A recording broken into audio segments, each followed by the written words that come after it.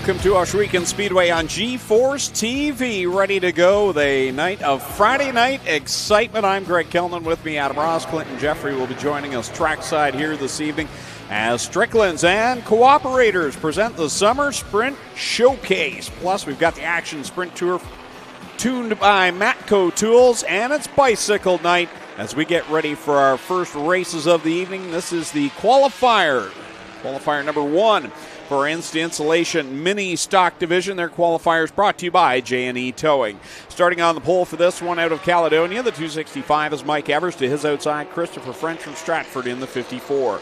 Randy Allway in the 34, and the 46 Mark Thorne make up row number 2. Row 3 is Connor Chambers in the 9C, and the 00 Stephen Boverhoff. Row 4, John Luback in the 14L, and John Jansen's in the 66. Back in row 5, the 1 of Jason Tolton, the 44 of Doug Erskine. In row 6, the 12 of Mark Allen, 20J of Nathan Joyner. Row 7, the 26 of Alexander Klotz, and the 10S of Trevor Jones. In row 8, Jeremy Cooper in the G8, and Alex Riley starting deep in the 17th. And in the final row, Jillian Hills joins us tonight in the 15, the 11 of Mike Giberson, and they're off and running down the backstretch. Had a lot of movers going down into turn number 1, but out in front it's Mike Evers in the 265, taking a short way around, keeping the hammer down, and he'll lead the way. Off they go back into corner number 1 another time as we see 3 and 4 wide racing right now, and Alex Riley, who started all the way back in the 16th spot, is cracked inside the top 10 and is challenging towards the top 5. It's such a noticeable car, isn't it? That yellow and blue. The Matt Kenza throwback.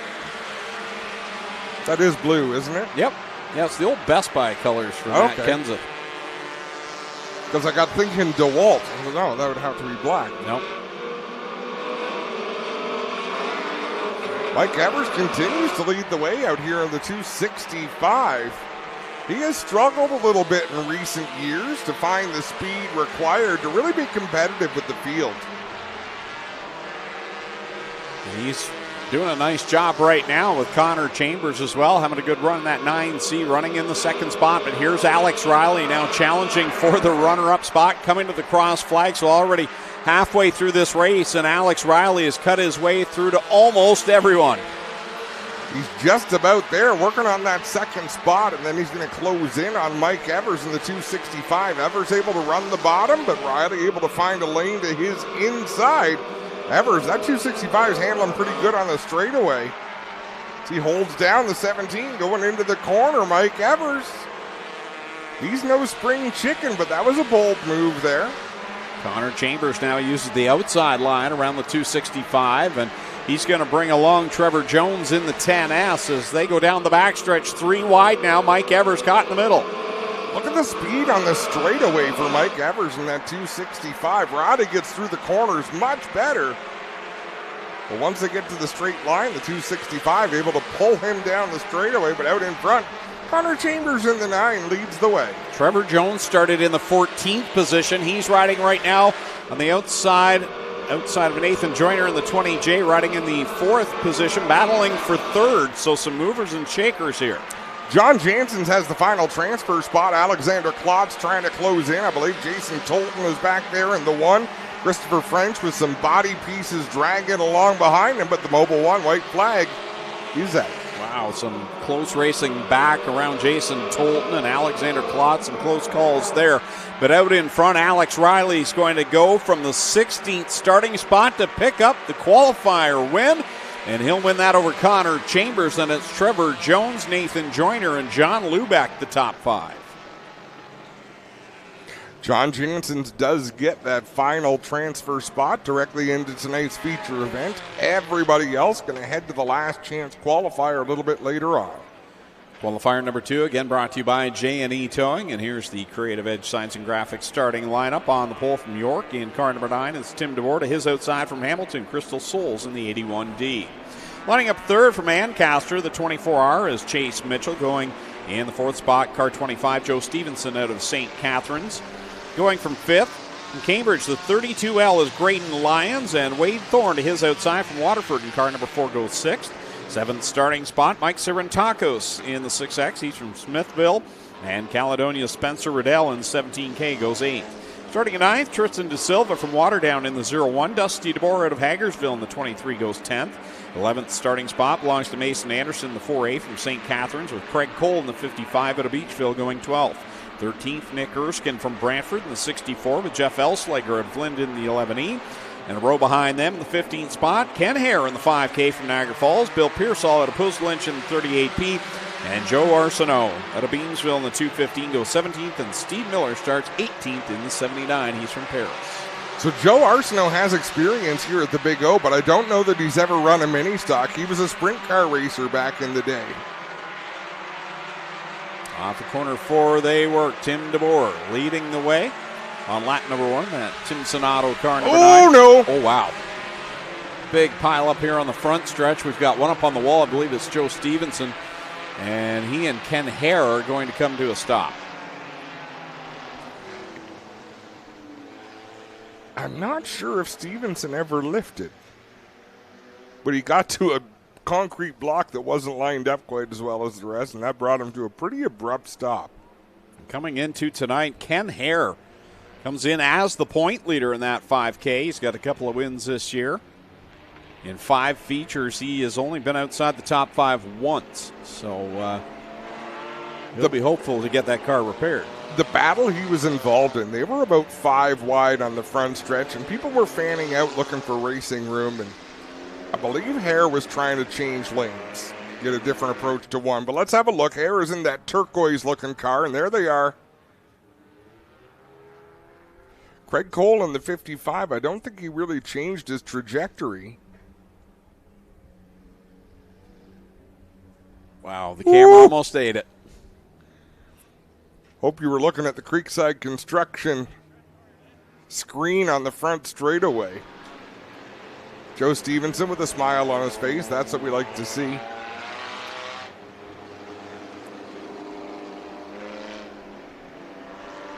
That was quite the rail ride down the front stretch. Could have been a whole lot worse, and that is bad enough as it is. Ken Hare, you see the front end of that car on the replay coming loose.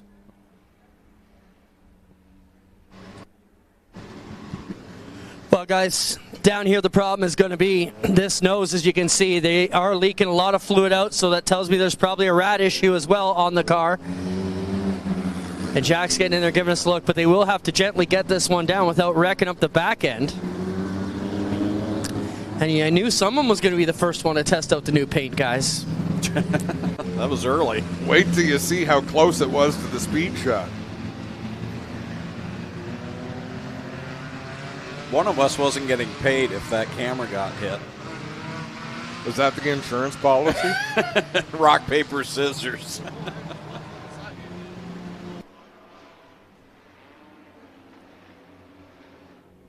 Have another look at the replay, folks. You won't get any closer than that to an accident. Look at the detail from the camera. You can see the flecks of dirt. Well, most of the car came off.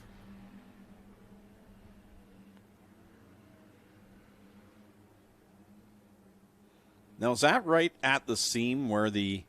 Yeah, it is right there. See, they've got the poured concrete wall, and then it goes to blocks, and that's what I think did the majority of the damage. Let's have one more look at it, because it didn't seem like they were trying to slow down as that crash was carrying on down the front stretch.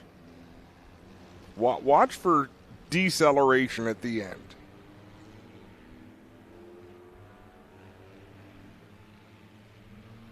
The wall was the deceleration. Yeah.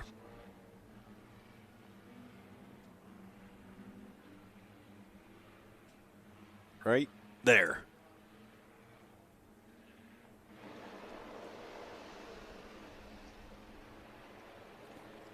Is it a coincidence? That's the car with the brick numbers?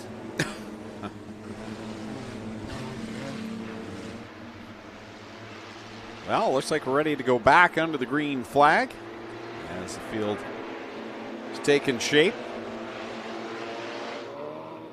Great look at that field as they're pacing down the backstretch from the Duke Electric camera perch over on the inside of corner number 3. Tim DeBoer set the pace up in corner number 3.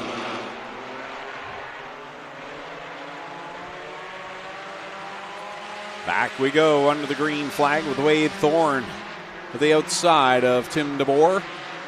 Door to door they go off of corner number 2. Side by side behind that's Dusty DeBoer and Tristan De Silva. De Silva started up there towards the front. Hasn't made much progress to get any closer to that top spot. Nick Erskine breaks into the top 5. Still a lot of battles going on behind him. Wade Thorne now is going to take a look to the inside of Tim DeBoer as they work down through corner number 4. Under the Cedar Springs starter stand they go another time. 5 to go. Top 2 putting some daylight between themselves and DeBoer running in the 3rd spot. Nick Erskine, Craig Cole, and Tristan De Silva race 3 wide down the back straightaway into 3 and 4. The track fairly quickly, I'd say, Greg, starting to widen out. Yep. Halfway home, 4 and 4 to go in this final qualifier of the night for the Insta Insulation Mini Stocks. Mike Sarantakos has the final transfer spot into tonight's feature event. Mason Anderson on the outside looking in. So Spencer Riddell in the 17. They'll try to close in and break their way into the top 10, but laps winding down. They've got to make their move. Wade Thorne still in that back bumper of Tim DeBoer. Meanwhile, the battle behind them is the one we're watching. Craig Cole in the 55, and then you've got Dusty DeBoer, Nick Erskine, Jeff Elslager. Elslager started all the way back in 14th. Oh, a little contact there. Everybody has to react as Cole got sideways off turn 4. Bill Pearsall makes a move to the inside. Tristan De Silva's backslid a fair bit. He's still in a qualified position in that 0-1. Mobile 1 white flag goes up in the air from Carter Long, our starter. Tim DeBoer leading the way. He's managed to pull away now from Wade Thorne. DeBoer with one more time down the back straightaway, opened up about a 10-car length advantage. Jeff Elslager finding some speed there on the final lap as he's into the top 5. Checkers coming out, and the defending champ's going to pick up a qualifier win. Tim DeBoer wins over Wade Thorne, and it's Craig Cole, Nick Erskine. Jeff Elslager gets the 5th spot at the line over Dusty DeBoer. Bill Pearsall, Tristan De Silva, Mason Anderson, and Chase Mitchell complete the top 10. Those drivers will go to the main event here tonight, and that concludes Insta Insulation Mini Stock qualifying. It is time for the Action Sprint Tour, tuned by Matco Tools. To launch its 2026 season, we go back to the way it was. Random draw for starting position. Passing point system is in effect. Here's how they're going to line up for heat race number 1. From Peterborough on the pole, the 8 is Curtis Connell. Second, from Kitchener, Adrian Staley in the 50 LS.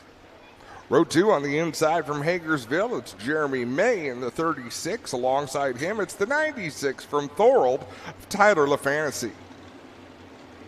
Starting 5th from St. Catharines, the 2S is Al Slate. 6th from Baden, the 2 is Travis Hofstetter. 7th from St. George, it's Ken Hamilton in the 69K. Alongside him from Hagersville, Kiana Teal in the 24K. Rounding out the field from Brantford, the 48 is Lance Erskine. To his outside from Caledon, it's Matt Boyes in the 78X.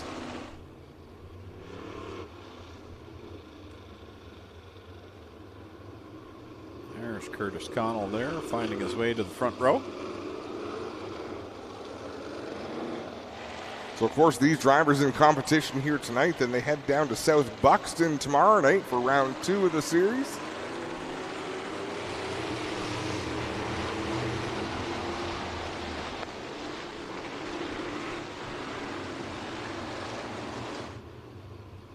Boy, there's some drivers still looking for speed this year. I want to have a keen eye on the 48 of Lance Erskine. Nick Sheridan drove that car last week to a second-place finish. I'm told they made a lot of changes, though, for him. Green flag goes up in the air. The Action Sprint Tour, tuned by Matco Tools, is resurrected and off and going through 1 and 2. Staley with the advantage down the backstretch. Curtis Connell right there in the third spot as Travis Hofstetter drives his number 2 deep down into the corner, gets into the rough stuff, but able to power out of that down the front stretch. Adrian Staley spent a lot of time behind the wheel. Boy. Whoa, Ken Hamilton almost sent it over. About to say Adrian Staley spent a lot of time behind the wheel of a super modified as of late. Now he's out front in his crate sprint. That's great to see him having a good run in the crate. He has not had a fantastic season in this crate sprint. While you said he's had some great experiences in the super modified, the crate sprint has not been his friend this season. Out in front, Curtis Connell riding in the second spot with that 2S of Al Slate riding there all over his tail tank, trying to make a move. Then he's got Travis Hofstetter behind him, and look at Lance Erskine's already moved to the top 5. This is a big moment for Curtis Connell. He started on the pole, so you've got to maintain a top spot. But Curtis Connell had a tough year last year. His rookie season, he had some good runs, he had some misfortune, but to be this competitive is going to feel really good for that driver. It's all Adrian Staley at this point with 3 laps left to go over Al Slate, Curtis Connell, Travis Hofstetter, and Lance Erskine, rounding out your top 5 with Todd LaFantasy sitting there in 6th. Lance Erskine going from 9th to 5th is a pretty good run when it comes to passing points, and he might not be done yet. Making some good corners as he closes in on Travis Hofstetter. This time by, it will be the Mobil 1 white flag for the 50 LS of Adrian Staley. Checked out almost a full straightaway ahead of Al Slate. Slate solidly in the second spot. Curtis Connell right now solidly in third, all by himself. Travis Hofstetter's picked up his pace a little bit, making life tough for Lance Erskine. It'll be Adrian Staley for the win over Al Slate. Curtis Connell's going to cross the line in third over Travis Hofstetter and Lance Erskine. Tyler LaFantasy 6th. 7th will go to Jeremy May. Then it's Ken Hamilton, Keanu Teal, and Matt Boyes completing the running order in that first qualifier for here tonight. 37 cars in attendance here tonight. 28 cars will start the main event, so a lot of cars are going to fail to make the feature event tonight.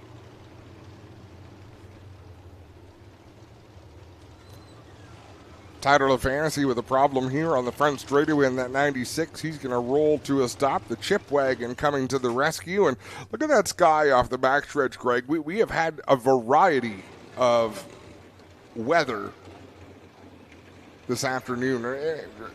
You could see the water as you drove in from yesterday's torrential downpours, but it has looked like rain numerous times today. So far staying to the west of us, but we'll continue to run in hurry-up mode to ensure we can get through. The most important thing is we can see. There's no sun blaring in our eyes. You know, if we made much mention, it's a big night tonight. $2,000 to win for the crate sprints. The opener of the Action Sprint Tour tuned by Matco Tools. And, of course, $20,000 to win in the 360 sprint cars for everybody but Dylan Westbrook. E-race number 2 is going to line up like this. On the pole from St. Thomas, the 52 is Jesse Costa. To his outside from Ancaster, it's Trevor Young in the 51. Third, the 5 of Tom Pellizzari from Cortland. And fourth, welcome back to Brett Stratford in the BS39 from Wayne Fleet. Starting fifth from Alexandria, it's Lee Ladisseur in the 51L. Sixth from Scotland, it's Logan Schwedick in the 53. Seventh out of Palermo, New York, it's Tucker Donath in the Z28. Eighth from Gatineau, Quebec, Bruno Richard in the 72. And rounding out the field from Beamsville, the 27H is Nico Hansen.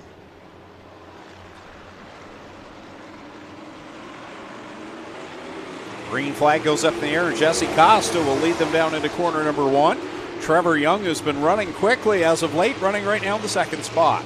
Brett Stratford, of course, with that scary accident a couple of weeks ago, a big clump of mud cleared the rock screen right out of his car and knocked it back into his helmet and his throat area.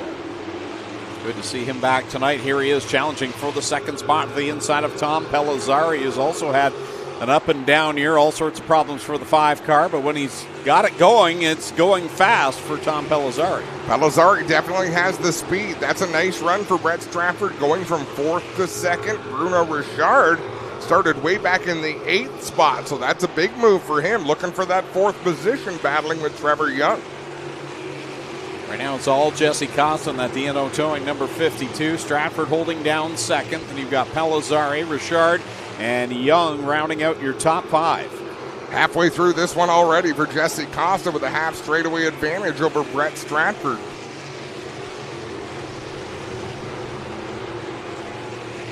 Lee Ladouceur tried to get to the inside of Trevor Young. That hole open. Ladouceur had to lift and slide up the track. That allowed Nico Hansen to slip through and pick up a spot. Everything mainly single file to this point, as Jesse Costa now has nearly a straightaway advantage over Brett Stratford in the BS 39. 2 laps left to go for the driver out of St. Thomas. You can see the wings are very flat on these cars. There is a lot of grip in that dirt right now. The track still looks very heavy, so they can lower the wings to not slow them down at all. Mobile 1 white flag goes up in the air for Jesse Costa. Stratford holding down that 2nd spot. Bruno Richard trying to close in on Tom Pellizzari to take over the 3rd position. Richard makes that move on the inside of Pellizzari. That's a big move for Richard if he can finish there in the 3rd spot after starting 8th. And he will. Jesse Costa, your winner over Brett Stratford. Bruno Richard will grab that 3rd spot over Tom Pellizzari, Logan Schwedek, Trevor Young, Nico Hansen. In the 7th spot, Lee Ladouceur 8th and 9th, Tucker Donath. Trevor Young held off Nico Hansen by 1/100th of a second. Side by side at the line.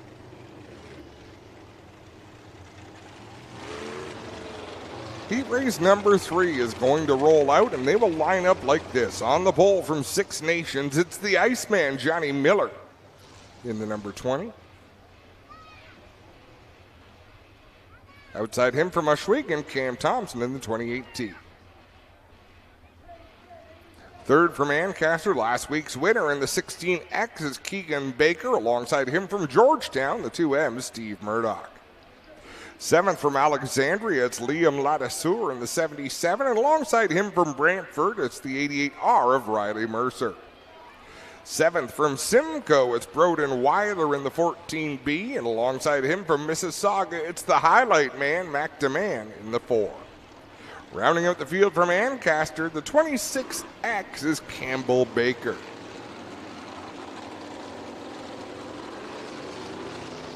You ever say something and it just sounds wrong after you say it? Yeah. The Iceman, Johnny Miller. That's what we call him, isn't it? Yeah. I know what you mean, though.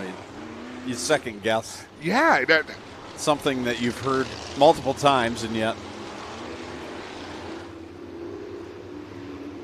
It's old age, Greg. It's not happening gracefully. Not after what I saw in the tower tonight. Up top. Tarps off, boys.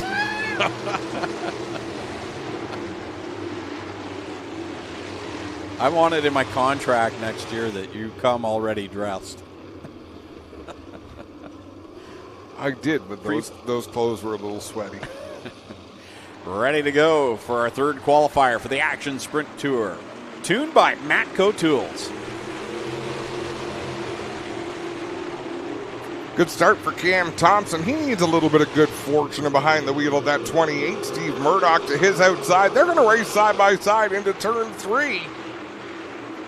Murdoch with the advantage. He'll lead lap 1. Yeah, no kidding on Cam Thompson. He could really use a good finish, as he had problems last week in both hot laps and the qualifier with the left front. And he's running there in that 2nd spot, but a good finish would really help turn his season around. Sometimes you just need that one good night to get you going again.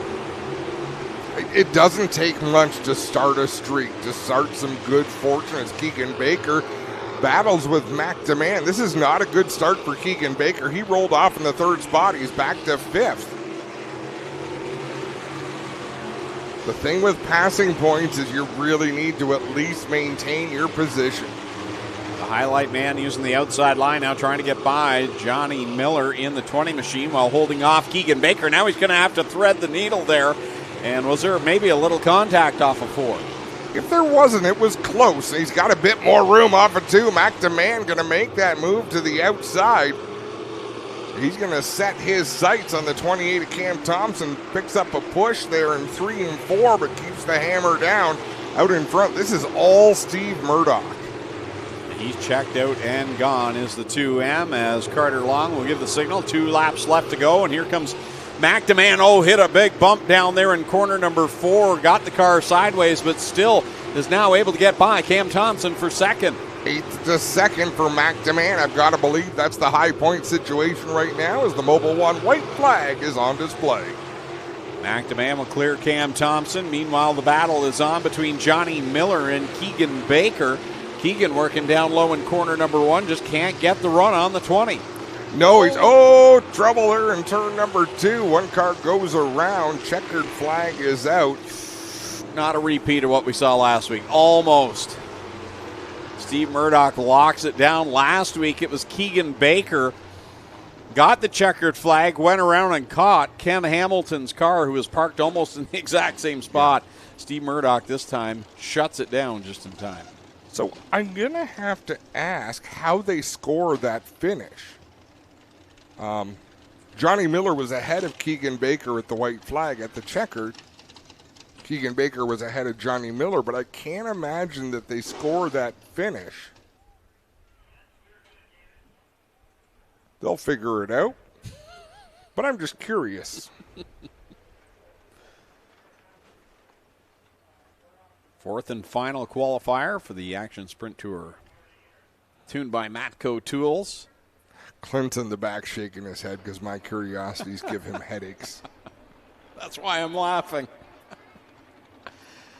All right. Stir the pot. Stir the pot. No. Details. I like details. Okay. Heat race number 4 going to line up like this. On the pole from Stevensville, the 71 is Mike Bowman. To his outside from Teresa, New York, the 1V is Josh Verne. Row 2 on the inside in the 87 from Picton, it's Andrew Hennessy. And to his outside from Ottawa, the M52 is Mark Supernan. Starting 5th from Ohsweken, the 9C is Brian Nanakoke. 6th from Caledonia, it's Logan Ferguson in the 89L. 7th, he's been a winner this year. From Mosley, the 3S is Austin Rose. Also a winner from Caledonia, it's Liam Martin in the 9. And rounding out the field from Cambridge, it's the 44 of Connor Ross. Eric O'Connor is watching tonight from the northern tip of Newfoundland, where the Vikings once roamed, he says. And he sent me a photo of him in the shot out the window, beautiful shot. And I said, wow, what a view. He's also got the TV screen on. I said, the view at the window is pretty nice, too. He's watching us here on GeForce TV. And hope you're having a nice night, Eric. That sounds like a nice place to be. Anywhere that's not with you is a nice place to be. Oh, wow.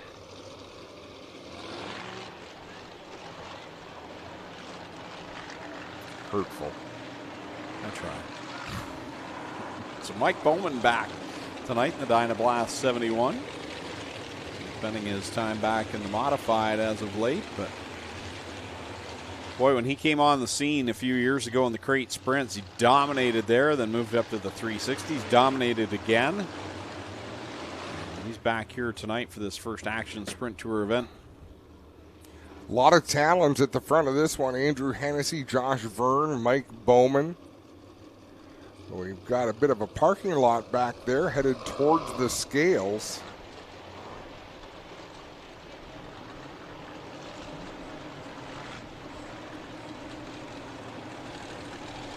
So this is the final qualifying heat for the crate sprints. Up next, it'll be 2 qualifiers for the Middleport Mechanical Thunderstocks.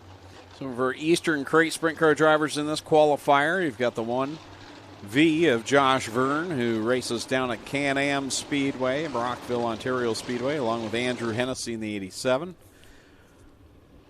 Also that 52 machine of Mark Supernant. All regulars down in the East.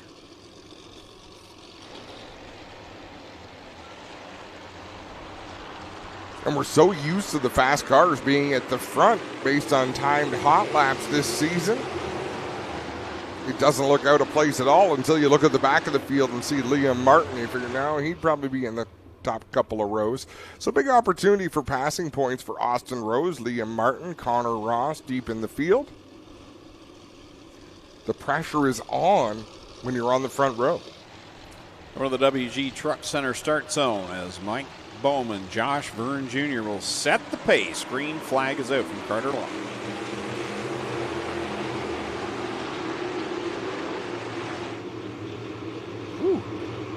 Clean start as Bowman leads the way down the backstretch into turn number 3. Josh Verne picks up second. Andrew Hennessy in third. Slides up the track, bouncing his way through turn 4. Wow, there's a little contact there between Austin Rose and Liam Martin. It's kind of wild down there in 3 and 4 right now. Now Liam Martin's been shuffled all the way back to the back of the pack. That's how tough it is in these qualifiers. It certainly is.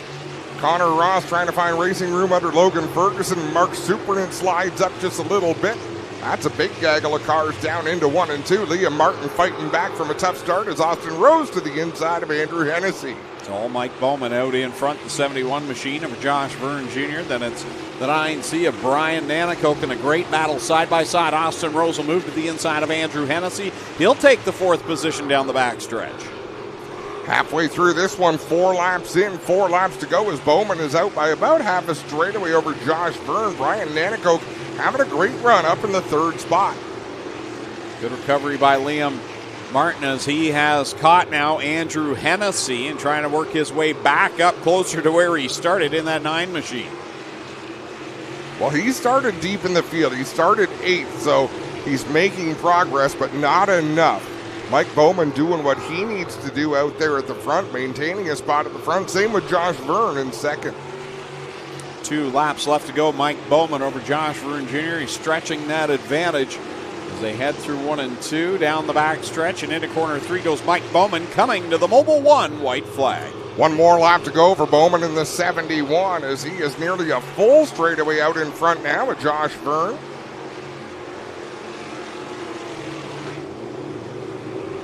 Through 3 and 4 out for a cruise as Mike Bowman in his return to the crate sprint car division. He'll pick up qualifier win number 4. Josh Verne going to hang on for 2nd. Who's it going to be in 3rd? Austin Rose over Brian Nanakoke, Liam Martin, Andrew Hennessy, Connor Ross, Logan Ferguson, and Mark Supernan.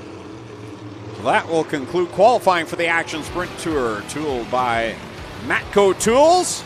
We'll be back here on GeForce TV with the Thunderstocks. This bundle deal is going viral. It's a wash system that is completely touchless on mud and clay. You just spray it on, watch it dissolve the mud and grime, and then rinse it off. It worked really fast, but I still wanted to put it to the test. So I put it head-to-head against a name brand wash, and the results were shocking. Well, that's pretty clear. There's a limited time bundle for your first purchase. Using the QR code on screen when you buy this kit, you get an extra 3 bottles of wash for free. Don't miss this exclusive offer. Your mom got a new tractor? Yep. Can she see in the dark? Can do. Hook up all the implements? Can do. Steer with ease? Can do. Bale hay all day? Can do. Shift like a race car? Can do. Keep a juice box cold? Can do. I'm out of here. Back at Ohsweken Speedway, ready to go with our first of 2 qualifiers for the Middleport Mechanical Thunderstocks, brought to you by Hunsinger's Plumbing. Adam Ross with the Creative Edge Signs and Graphics starting lineup. Half the cars this week that we had last week, which makes sense. There was a lot of money on the line last weekend. On the pole from Hamilton, it's a new ride, but still the same number 43 for Kyle Andrus. Second out of Hagersfield, it's Mike Flazinga in the 93K. Third from Canfield is George Grossel in the 03. Fourth from Brantford, the 13 is Casey Huffman. Fifth, the 26 is Keith Dale from Niagara Falls. And sixth from Binbrook, it's Smokey Tim Phelan in the 427. Seventh is Ron Logie from Burlington in the 97. Eighth from Durham, the 71 is Corey McAllister. Ninth from Victoria, it's the big dog Ryan Beagle in the 84 RK. 10th in the 43J from St. Catharines is John Trivieri, and rounding out the field from Waterdown, the 51D is Dylan Peckham. I don't see Dylan Peckham. I don't believe he made the call. Bummer. But out in front, it's all Mike Klazinga right now in the 93K machine. Mentioned Kyle Andrus in a different car tonight. That's a former Jim Lampman ride. Mike Klazinga celebrates a birthday on Sunday. And a youngster on his crew, I believe his name is Emerson, celebrating his 6th birthday today. Off the corner they come, and now Casey Huffman's going to be the new leader. George Grossel and Ron Logie battling it out for the 2nd spot. Logie now will take that away, look low on Casey Huffman as they drag race down the backstretch. Rod Logie had some issues last week. Oh, boy, Keith Dale got farther than his right rear. That right rear safely away, so we stay under the green flag with Ron Logie now taking the lead away from Casey Huffman. Here comes Ryan Beagle right behind George Grossel and Casey Huffman. Which lane will he take? He'll go to the outside now. Was Corey McAllister out there the whole time? Yeah, he was. I didn't see what happened to him. Yeah, he started. Definitely started. He was out there. Logie. Huffman, now here comes Beagle to the inside of the 13. He'll take over the 2nd spot and try and track down Ron Logie with a head of steam in the 84 RK. The big dog is on the hunt, closing in on Logie in that 97. The tail of the top 5, we got the Gun Show and Smokey. That should be a movie, Smokey and the Gun Show. See those antennas sticking out of the back of the 84 RK of Ryan Beagle. I believe those are the onboard camera antennas for capturing all the video. Well, that should give us a good look. Out in front, Ron Logie leading the way, trying to hold off Ryan Beagle. Beagle's going to switch lanes here, swap down to the inside. Logie going to try to squeeze him off just a little bit on the front stretch. They're 3 wide for the 3rd spot. Tim Phelan really pitched it sideways into 1. Has to back out of it, but Grossel didn't. Neither did Casey Huffman. This time by, it will be 2 to go. 2 laps left to go. Logie trying to hold off Ryan Beagle. He needs to do this in the feature a little bit later on tonight. He could be a whole lot richer. Casey Huffman got squirrely in 1 and 2. That got up into Grossel, who got up into Phelan, and here comes Kyle Andrus. Off the corner, Mobile 1 white flag. Ryan Beagle leads at the line that time by. Not by much as Logie noses out in front down into 1 and 2. Beagle comes off with better momentum on the high side. Grossel gets into the back of the 13 of Casey Huffman, sends him around. There might have been some intent there. Checkers out. Ryan Beagle will pick up the win over Ron Logie. Then it's George Grossel with some damage on the right front. Tim Phelan crosses the line. And then Casey Huffman in 5th. Over John Trivieri, Corey McAllister. The Gun Show went off in turn 2. Yeah, I'd definitely like to see that again if we get a chance. Pew, pew. That was the saddest sounding gun ever. I'm the Gun Show. Pew, pew. Right? Oh, dear. Keith Dale down on the infield. They're going to pick up that 26 from the back end. It's surprising to me some of the locals, like Brian Passetti, is not here this week. Yeah. The $10,000 or the $8,500 rather is still on the line for the bounty. Final qualifier for the Middleport Mechanical Thunderstocks rolling out. Again, brought to you by Hunsinger's Plumbing. They'll be here next week as one of our event sponsors, handing out 3 bags of candy for Halloween in July. Hunsingers? Yeah. I like those guys. Okay, here's how the lineup on the pole from Six Nations. The 44B is Bella General on the outside from Thorold, and the 11 is Go Fast Teeple. Third from Hamilton, the 43C, is Clinton Nichols. Fourth from Hagersville, it's Ryan Dinning in the 8.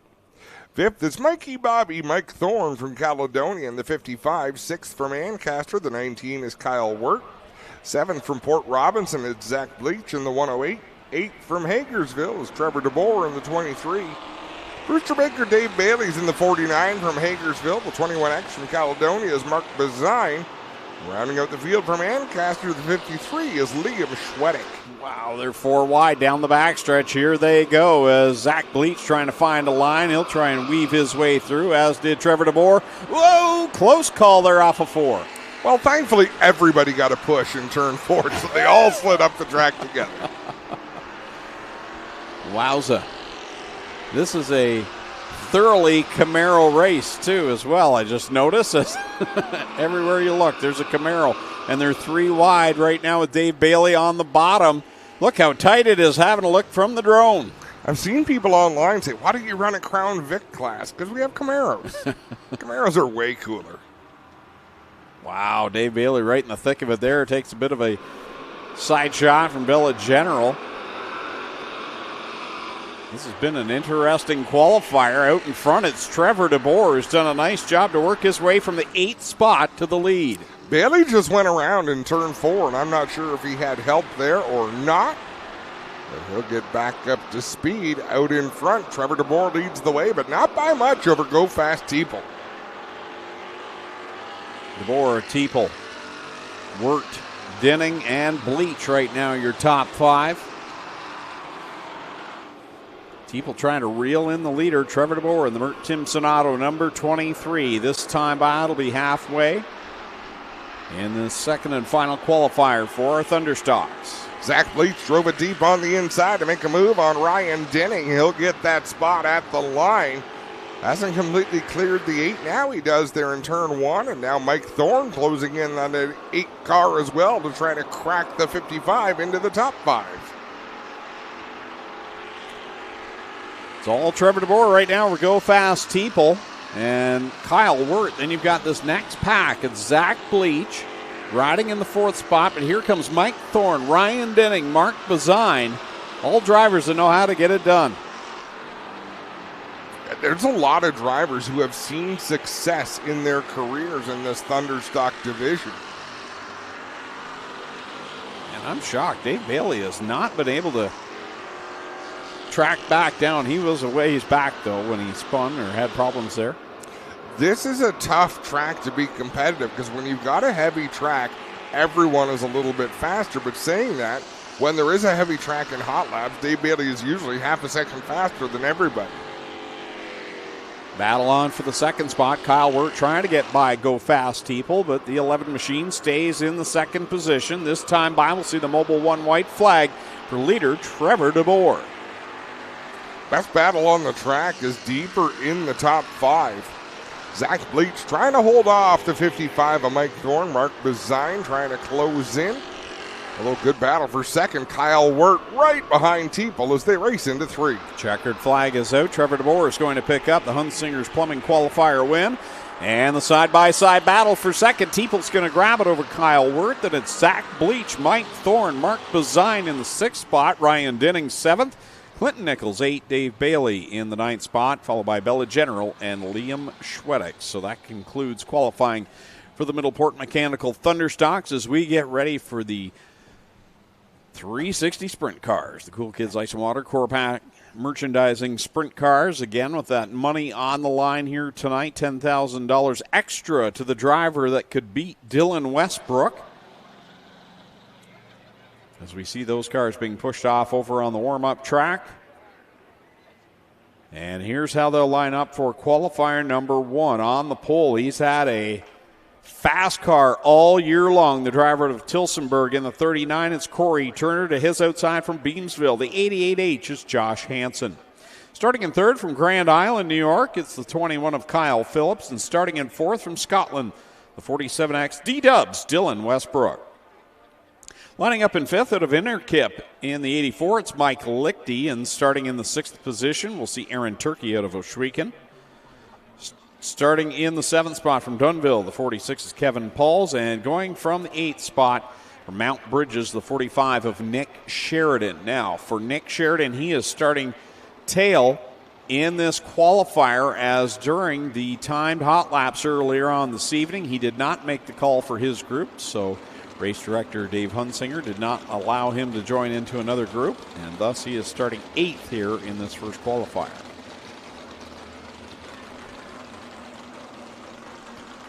We've got a happy birthday request. 55th birthday to Rick Schaefer from his wife and kids. And he's sitting right in front of us, in front of the tower.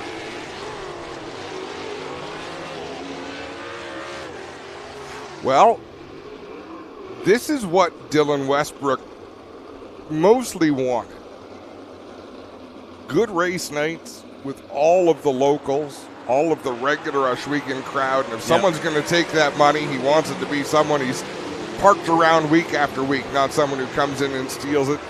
Jordan Poirier is kind of on the bubble. I think he's got to be almost an honorary Ohsweken regular for all the touring he did with us during COVID. Yeah, for sure, as he is one of the visitors here tonight. Over the green flag in qualifier number 1, Corey Turner and Josh Hansen bring us to the green.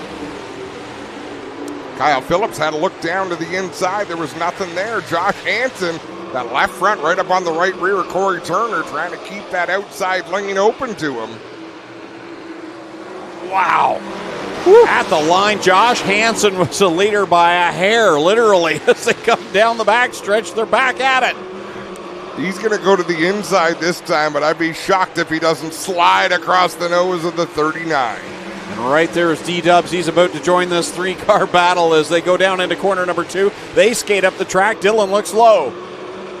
Corey Turner wants that spot. Dylan Westbrook right behind them. Whoa, gets a big old bounce in turn 4. Man, this is a qualifying heat you would see on Nationals weekend. That type of intensity going on to the front of this one. It's kind of you've got to hold your ground and show that you're not going to be pushed around. And how about Nick Sheridan after starting at the back? Taking a big swing at Kyle Phillips as Westbrook looked for the second spot over Josh Hansen. Looks like he's going to get it. It's all Corey Turner right now in the Lone Wolf Fireworks, number 39, as he works off of corner number 4. Dylan Westbrook riding in second over the 88 of Josh Hansen. Westbrook's been getting a big run through turn number 2. Josh Hansen had to roll out of the throttle there a little bit up on the high side. And don't forget, last time we were here with the 360 Sprints, the driver that almost beat Dylan Westbrook was the guy we see out in front right now. That 39 of Corey Turner leads the way here in this first qualifier. Turner's been seeing a lot of speed there in recent weeks as Nick Sheridan working on Josh Hansen for the 3rd spot. Look at how much wing Dylan Westbrook has cranked into that 47X. Wow, what a pass by Josh Hansen on Nick Sheridan off of corner number 2. Takes the 3rd spot back as Corey Turner gets the win over Dylan Westbrook. Josh Hansen, and this is the 45 of Nick Sheridan over Kyle Phillips. Michael Lichty will beat Aaron Turkey to the line, and Kevin Pauls completes the running order. Josh Hansen made a statement with that qualifying heat. He's not going to be pushed around. You might be able to pass him, but you're not going to use him up. That was a wild first qualifier here tonight for the 360 Sprint cars here on Strickland Chevrolet night. Along with the cooperators, want to thank them for their sponsorship of the evening as we get ready for qualifier number 2. Brought to you by Plastic Auto Recyclers for our Cool Kids Ice and Water Core Pack merchandising sprint cars. Starting lineup brought to you by Creative Edge Signs and Graphics. Here's how they'll look for this second qualifier on the pole from Scotland in the 87XS. It's Skylar Evans. Alongside of him from Port Colborne in the 5D is Jacob Dykstra. Starting in third out of St. Mathieu de Belleville, Quebec in the 28, it's Jordan Poirier. And going fourth out of Thamesford, the 7 is Eric Gledhill. Starting in fifth from Caister Center, the 11 is Jamie Turner. And going sixth out of Caledonia, the 0C is Cole McDonald. Starting in seventh from Port Colborne, the 43 is Scott Shirt. And in the eighth and final spot, the 21J, John Burbridge Jr. from St. Williams. I almost wondered, John Burbridge was late getting here, and it was known he was going to be late. He missed his practice. I almost wonder if he heard how many cars were here. It's $1,000 to start tonight. Yeah. 23 cars, you're in the show. I don't care who you are. You put $1,000 in my hand, that feels good.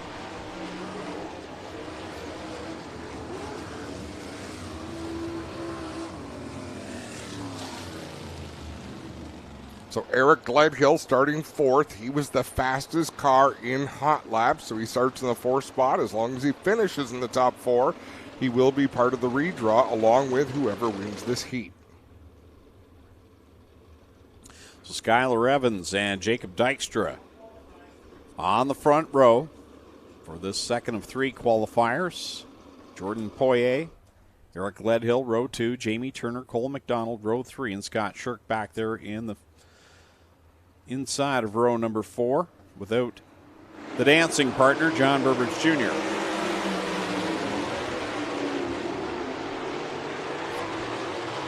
Dykstra leads them down into turn 1. That car looked like a bit of a handful getting back to the throttle. Skylar Evans right there. Not able to make that slide job work. It's a super fast track here tonight, that is for sure, as Jacob Dykstra leads them into corner number 3. Skylar Evans riding in the second spot. Jordan Poirier trying to work that inside line and see if he can make some ground on the top 2. Cole McDonald had a good opening lap there. He was closing in on that battle for the third spot. He'll settle in back there in 5th, just ahead of Jamie Turner in the 11th. 5 to go as they cross the Cedar Springs starter stand. Jacob Dykstra out in front. Skylar Evans trying to track him down as Eric Gledhill gets way up high off of 1. He'll re-enter on corner number 2. He's got to keep that top 4 position as Shirk in the 43 is slow, and Jacob Dykstra has to go up to the flat of the racetrack and roll out of the throttle. Wow. I'm glad he saw him in the first place. That could have been a whole lot worse. Jordan Poirier throws a slider on Dykstra. Dykstra crosses him back over. Meanwhile, Skylar Evans out in front with a pretty healthy lead now. Evans in that Insta Panels number 87 XS leads the way with 2 laps left to go. Dykstra now battling tooth and nail with Poirier for that second spot. Poirier's going to look low off of 2. Dykstra slides up to the cushion there in turn 2. Poirier had been running sliders the last couple of laps, and Jacob Dykstra runs the slider line himself as they come past the Mobile 1 white flag. Whew. Back and forth they go. Dykstra has the position. Coming to the checkered flag, it's going to be all Skylar Evans picking up the win. And Plastic Auto Recyclers qualifier number 2 over Jacob Dykstra's Jordan Poirier, Eric Gledhill, and then it's going to be Cole McDonald and Jamie Turner completing the running order. Scott Shirk with the DNF.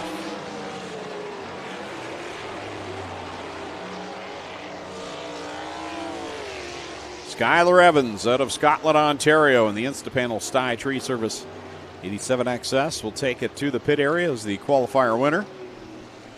One more race to come for qualifying heats before we get to our last chance qualifiers. We missed the memo on this. Is Josh Hansen's 24th birthday on Sunday. Happy birthday, Josh.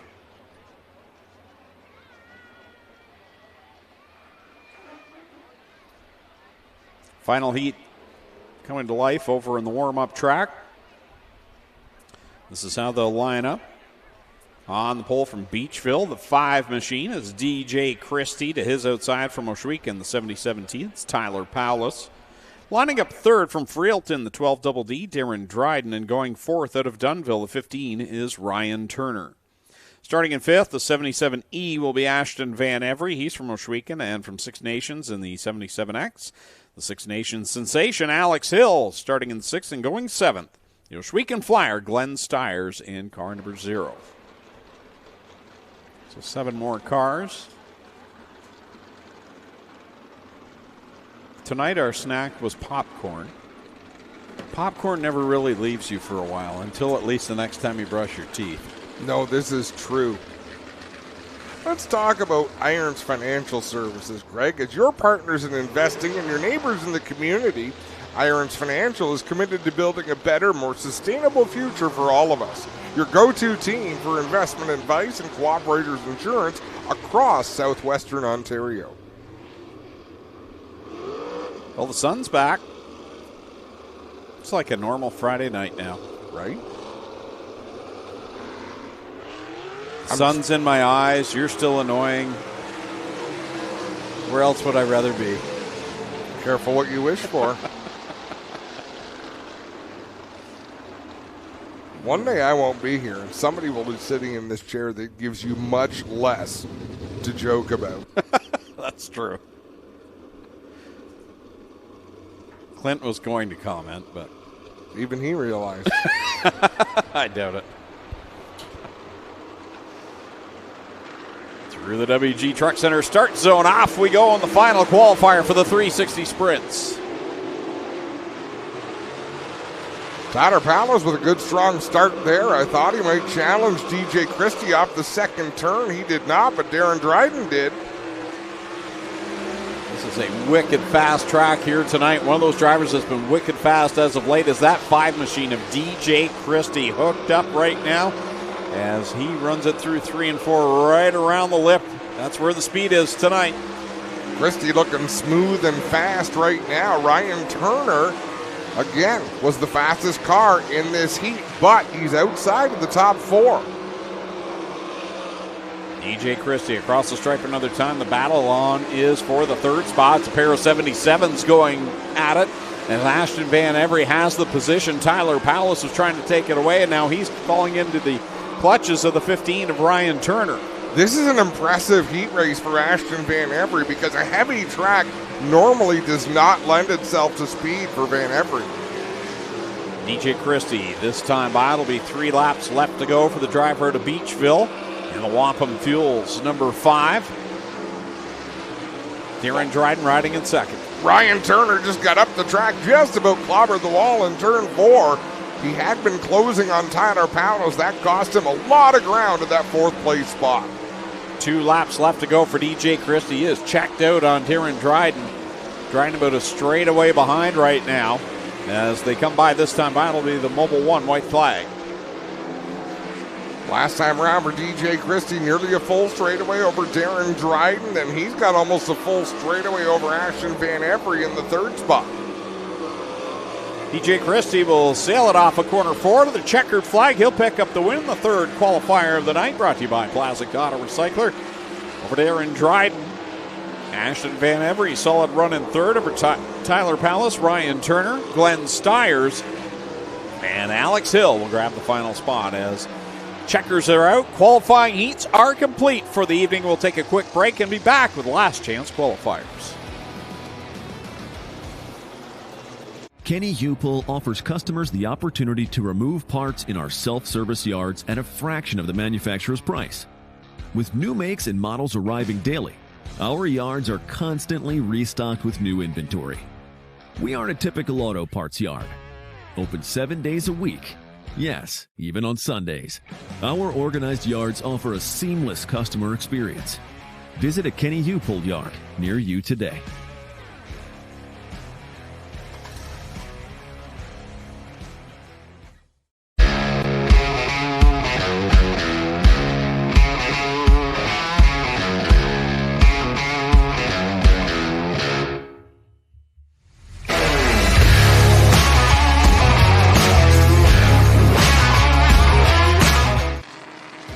Back ready to go. The last chance qualifier, the B main for the Instant Insulation Mini Stocks. On the pole for this one from Smithville in the 6X is Mike Serentakos. Stephen Boverhoff in the 00 will start second. He's from Waynefleet. Going 3rd out of Caledonia, the 17K is Spencer Riddell. And starting in 4th in the 54 is Christopher French. He's from Stratford. Starting in 5th is Joe Arsenault from Beamsville in the 215. Alongside him, Mark Allen out of Waterdown in the 12. Going 7th is Graydon Lyons from Cambridge in the 32L. Randy Allway out of St. Anne's in the 34 will start in 8th. Going 9th in the 15, that is Dundas's Jillian Hills. 10th spot, Crystal Souls out of Hamilton in the 81D. 11th starting spot in car 11, the pinball Mike Giberson from Caledonia. And going in the 12th position is the 46 of Mark Thorne. He's from Waterford. Lining up 13th from St. Catharines is scheduled to be Joe Stevenson, and I do not see him. He had that damage on the opening qualifier, as well as Steve Miller in the 79 will start 14th. Ken Hare is in the G8 machine now. So the 5K, the point leader, is going to go to the G8, start in the tail, and try and work his way to the front. I took the G8 in my fantasy picks. Oh, is that how it works?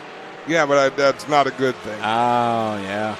It's going by driver. I'm pretty sure it goes by driver, so you might have got one up on me there, Calvin. I'm pretty sure I picked Ken Hare, so my driver's still going. All right, at the end of lap number 1, it's Serentakos out front of Overhoff. Riddell in third. Christopher French with that body glued back together on the back end of that number 54. Joe Arsenault gets a little squirrely down low. He'll collect that as they race down the backstretch 3 wide. Serentakos, your leader. Boverhoff riding right now in that second position. As they work down into corner number 1, Spencer Riddell looking for the runner-up spot. So the other race we want to watch is that race for the 8th position. Joe Arsenault has it right now, but Jillian Hills and Ken Hare are applying the pressure there as we're halfway through this one. At the front, Serentakos leads the way. Boverhoff and Riddell side by side, with Riddell down low in the 17. Now don't forget, the top 8 are the drivers that qualify, transfer into the main event. Mark Allen got sideways there in corner number 2. And right now Ken Hare filling in that G8 machine, trying to keep his points going, and his point lead has worked his way into a transfer spot. 2 more laps to go in this one. Allen continues to run in that 8th spot in the number 12, and Serentakos continues to lead the way out front. Now Mark Thorne went from 4th to almost last there in 1 and 2, so he's going to cost himself possibly a chance to get into the A main. Mobile 1, white flag, 1 more lap to go. The leader is out in front by about 10 car lengths over Boverhoff, but the race for 8th is still one to watch. So it's Serentakos, Boverhoff. Then you've got Hare and Riddell splitting the 00 down into corner number 3. As they come to the checkered flag, who will be the top 8?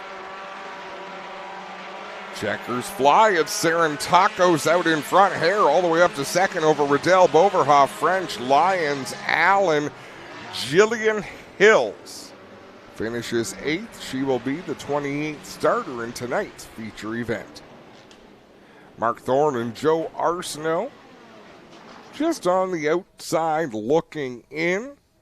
And with that, that should bring us to intermission. The B main for the Action Sprint Tour, tuned by Matco Tools, will come out just after intermission. We're going to take a break here on G-Force TV, and when we come back, we're going to give away some bikes.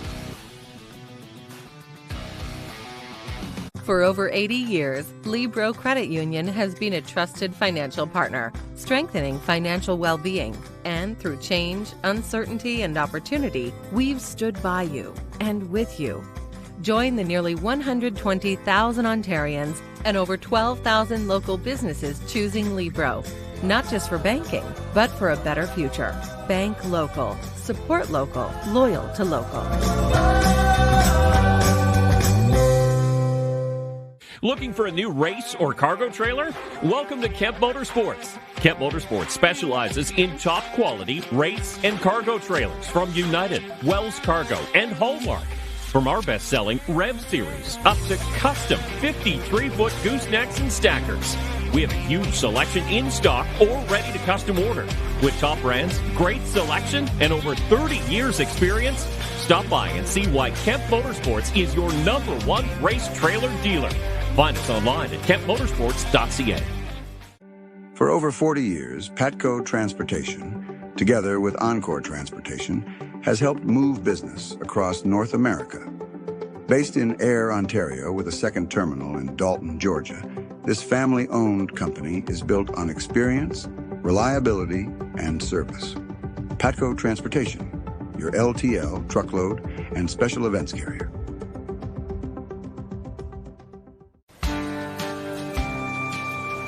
After World War II, my grandfather was diagnosed with cancer, and our neighbors guided my father through his first few years after my grandfather died. This year will be my father's 50th crop. He always reminds me that without the help of our neighbors, there would never have been a first. My name is Randy. I'm a farmer, and I make the best damn tractors in the world because I owe it to my neighbors. Case IH, built by farmers. Scan this QR code now for the best deal on Total Wash. Get the famous wash kit that includes 2 bottles of our revolutionary touchless wash, a foam cannon to efficiently coat any vehicle, and now an extra 3 free bottles of wash. But only at the QR code on the bottom left. This stuff melts the toughest mud and grime off your tractors, ATVs, and even heavy machinery. Thousands of people, from racers to landscapers, are loving Total Wash. So what are you waiting for? Scan the QR code now so you don't miss this exclusive offer.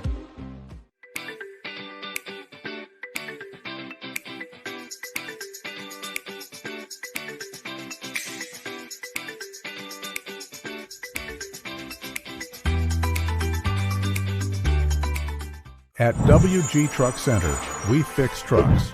We don't just change parts. Maintenance, repairs, frame straightening, and custom builds. Everything happens right here. A high-performance team focused on serving the local Canadian business, always looking to add talent to make us even better. Need parts? Need a rig? Need services? The local shop that does it all. WG Truck Center. Everything you need for your diesel truck. A home you love. A business that endures. It takes your vision, your hard work, and your dedication to bring them to life. The right tools help.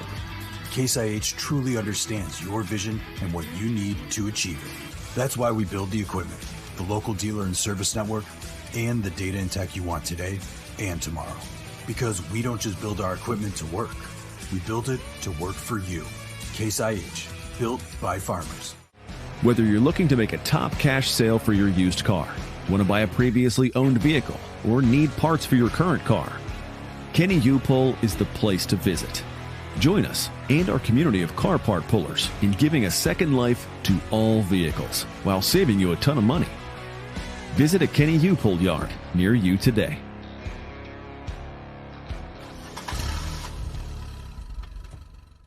For over 80 years, Libro Credit Union has been a trusted financial partner. Today, as a 100% Canadian-owned credit union, we offer all the products and services you'd expect from a traditional bank, but with a personal, community-focused approach, investing back into the people, local businesses, and communities we serve. Bank local, support local, loyal to local. We're blowing away the competition. Get ready to meet the most effective touchless wash on the market. And when we say touchless, we mean touchless. This stuff handles your dirtiest vehicles with 0 scrubbing required. No matter the vehicle, Total Wash has got you covered. And right now, only at the QR code below, you can snag 3 free bottles of wash when you purchase our foam cannon kit. The kit comes with everything you need to make cleaning a breeze. So don't miss your chance to try this revolutionary wash system for yourself. Built for a smoother, smarter, simpler season. Built to break new ground every time you break ground. Built for a higher quality harvest. Built to protect your crops with precision while giving you precision control in the palm of your hand. With a local service network built to keep you running. Everything Case IH makes is purposefully designed to work on your farm. Because we don't just build our equipment to work. We build it to work for you. Case IH, built by farmers. For almost a decade, Ackland Insurance has proudly supported Ohsweken Speedway. In 2026, the Ackland Insurance Top Gun Award continues to reward speed, paying cash to the fastest sprint car drivers in each timed hot lap group. Welcome back to Ohsweken Speedway on G-Force TV. Just under a brief intermission as Dave Hunsinger's banging on the window. What's he want now? Just to say hi. Hi, Dave. Are you having a good night tonight, Dave? It's always a good night when we're at the Earlier on, I thought maybe you needed a Snickers. You were not you. You were a little, I don't know. I had to wait for the food to kick in. Oh, he's waiting for the food to kick in. I get like that. Well, we'll take a look at the Carmen's Group upcoming events board, Adam, and we got some big events here in the next few. And starting next week, it's round number 2 of the Fan Fest series. It's Halloween in July, so make sure you come dressed in costume for that, a chance to win prizes. It's also our second autograph night, but that Fan Fest series was great the first time around. Jeff Elslager and Ryan Beagle went home with the gold belts, and they're going to come back next week and try and defend those. And we might see an outsider come in and grab those belts away from another territory. That'd be pretty cool. You know what? But there's people who will come in order to steal those belts. Like sometimes it's not about the money. Yeah. Sometimes it's about the race director sneaking up behind you to jump into your shot. And then after next Friday night, we have our two of our biggest shows of the year. It's the Six Nations Showdown, night number 1 on Tuesday, July the 21st, featuring the World of Outlaws Sprint Car Series along with the Late Model Open. And then on July the 22nd, the Wednesday night, Six Nations Showdown, night number 2, also with the UMP and Canadian Modifieds. And the World of Outlaws are the big show. That's what everybody comes to watch. But add on to that, we've got Christopher Bell coming, NASCAR star, saw a kind of a partial reveal of his car today, driving the Kreitz number 69K with the Rheem sponsorship. They showed a clip of his win. Christopher Bell's going to be here. Stuart Friesen's back. He has a win with the World of Outlaws. You've also got Ryan Newman racing his first ever World of Outlaws race. And then Kenny Schrader and Kenny Wallace are coming to race with the late models in the UMP Modified. So 2 huge nights. Ohswekenspeedway.ca for more information, ticket information as well. And Clint, I know the crunch is on to those 2 big events. You must be looking forward to it. The crunch for tonight was hectic. Want to welcome 500 of our partners here tonight. How amazing is it to have all of our business partners here and everybody who gets into this deal to help us put on these fantastic races. So I want to welcome all our business partners that came out tonight. Hopefully they enjoyed the Strode's barbecue and the drinks we had tonight. So everybody's here. We got a lot of new friends here, and that's awesome. I'm here to talk about, of course, my K&M Defender buggy from Lockhart's. This thing that we use for television setup, chase and wrecks, and everything else you could ever imagine, along with the RaceMed guys and all they do. So we want to thank everybody from Lockhart's for all their support as well. But yeah, Outlaws are coming up. The big stars are coming. The campers are almost sold out. If you're looking for a campsite, only about 20 left. It's a good party. Make sure you're with us. Tuesday, July 21st, Wednesday, July 22nd. It's going to be amazing. Of course, Fan Fest you mentioned next week. I'm super excited. We're getting into the best weeks of the summer, guys. And how about the bounties tonight? 10 grand on the line and another 8,000 in the Thunders. Can it be happening? Can they claim the money, or are the boys going to keep it in the bank one more week, guys? Lots of excitement down here trackside. Yeah, last week, the excitement post-race about the Dave Bailey, Ryan Beagle, and Brock Gregory race, that was phenomenal. It felt like everybody everywhere was watching it. Where is the race? And that made its rounds on social media. Fun final few laps of that one. Heartbreak for Brock Gregory. It's why I'm so glad we interviewed the top 3. How about this trophy, guys? This is our brand new Matco Tools wrench that the crate winners will be going for this year. Super happy to have Matco Tools on the line. I love these big trophies. How about that? Nothing like a 5-foot wrench to get your partnership with Matco Tools underway. I think this is going to be one of the coolest trophies around, and the guys will be happy to get it. Who's going to get the wrench tonight, boys? Want to welcome all our Matco partners here. We've got a bunch of the dealer partners here tonight, and they're experiencing Ohsweken for the first time. Super cool, guys. What do you think? Like trophy? That is nice. I love it. Do they make hammers? I'd like a big one for up here to hit Adam over the head once in a while. Someone said we should have made it a 10 millimeter, but we wouldn't have found it, right? So we couldn't do that. That's true.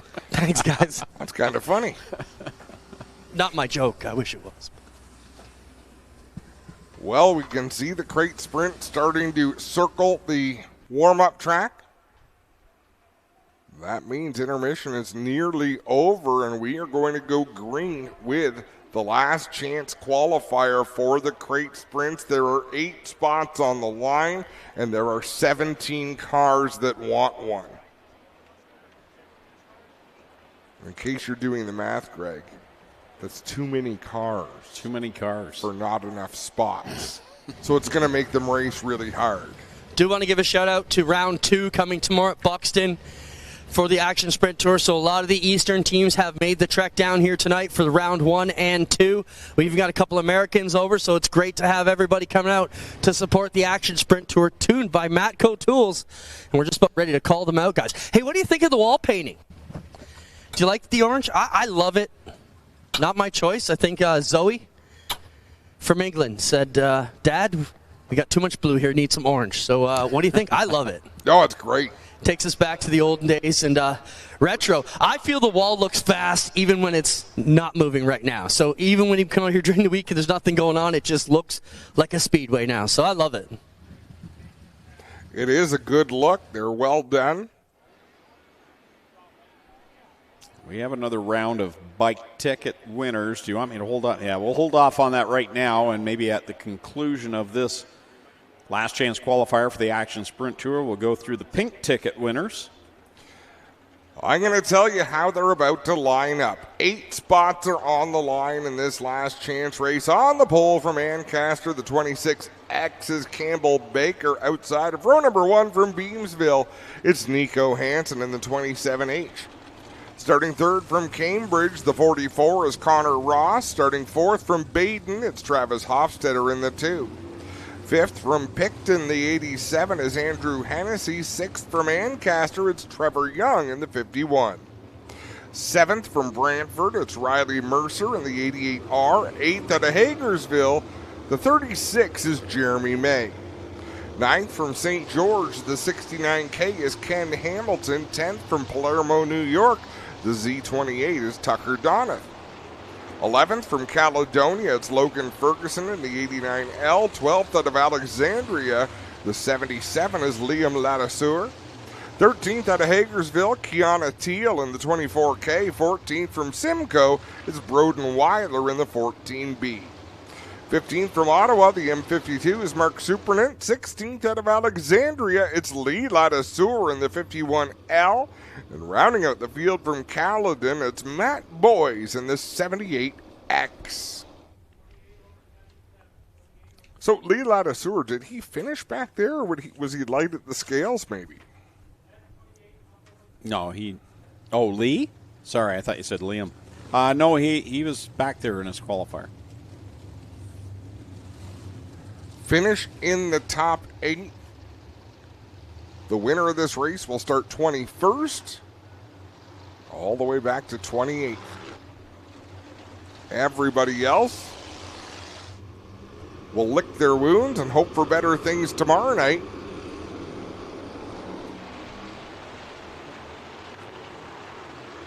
Down at South Buxton. Youngster Campbell Baker. I don't think his arm is still in a cast, is it, Greg? I don't believe so. After suffering that broken left wrist. No, it's not. He's good. 8 spots on the line. Look at them stacked up. That's a feature event at a lot of racetracks. For us, it's our last chance qualifier. Final opportunity to get into the show. Finish in the top 8. You get to race again tonight. Well, that was different.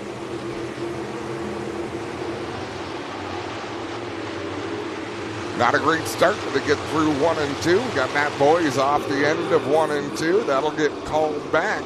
Dixieland Grill caution flag comes out. We'll try it over again. And I'm sure someone is going to be in a different spot this time. I believe Travis Hofstetter. Called Nico Hansen for that one, guys. Travis Hofstetter was pinched for jumping in his heat. That's what brought him back to the B main.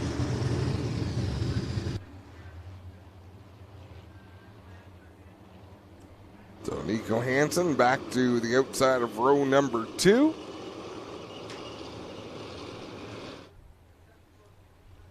Still under the caution as they sort things out. Looks like we've got some winners. I see people on bicycles. They look pretty fresh. Greg, did we hit all the pink tickets as well? Did we get through all those lists? Nope, we're going to do that at the conclusion of this one. All right, so still more bikes to be won. Hang tight, everyone.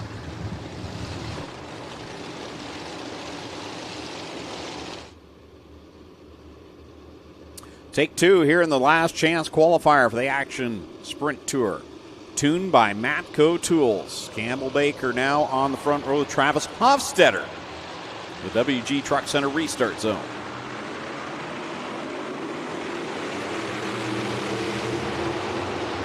Slow to the green, Jeremy May got a huge launch on the outside. We'll see if that's... Gonna hold Oh, up. big flip up in corner number 3, up and over multiple times. I believe that's Matt Boyes. Wow. Yeah. Boy, did a good job last week to keep himself out of trouble. It's only his second race on the dirt in sprint cars. We can see him moving around there inside the car. Get a report of the driver okay from some racemen, so that's good. This is a crappy deal. You know, you get a brand new racer out here who's a talented racer. Week number 2, finds himself introduced to sprint cars the hard way, guys. And, you know, when you play in this sandbox, eventually you're going to get some thrown in your face. And tonight, not a great welcome to the dirt here from Matt Boyes. Boyes is not a little guy either. He's a tall fella. Loosens the belts up and climbs out of that 78 machine.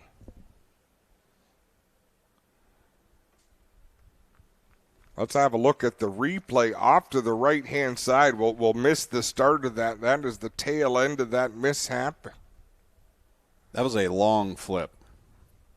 Matt, this sucks, man. You're just new here. You're a talented racer in other divisions. You come out here, and this is not the initiation we wanted you to have on week number 2. No, this is, I mean, it happens. It's racing. I thought I'd drive it in there, and, you know, you're just kind of trying to figure things out on the fly as you go. So hopefully the car isn't too bad. We'll get it fixed up. I can't wait to be back out. I'm having a blast. It just sucks to see it go off the track like this, but we'll be back. So if that's a blast, you need to get some new hobbies, buddy, but we appreciate you being here. How about it for Matt Boyes, brand new here to the dirt? And welcome, not in the best way, guys, but we appreciate the smile and the great attitude. Guarantee you, though, there's a lot learned in that. 100%. You don't know where the line is unless you step over it. Yeah.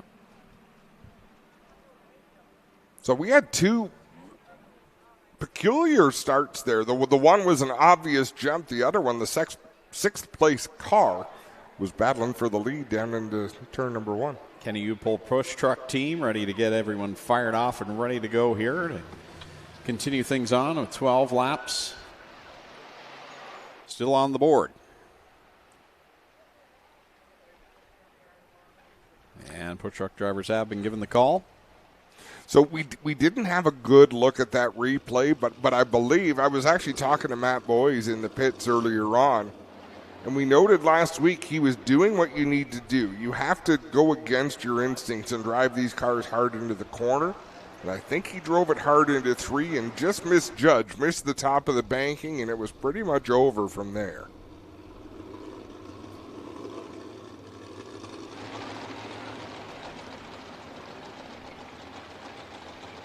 So field being pushed off once again.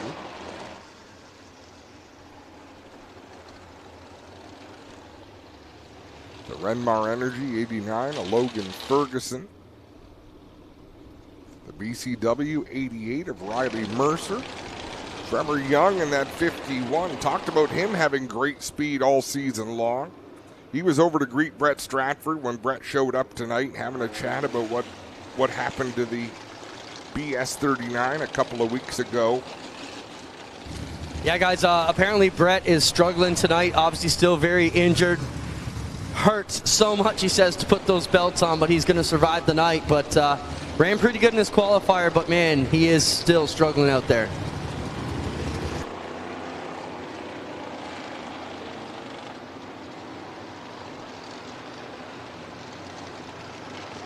Connor Ross is struggling to get that car into gear.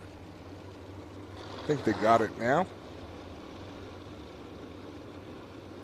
The in the shop, Brighton Speedway number 44. Last few cars getting pushed off. Lee Ladiseur.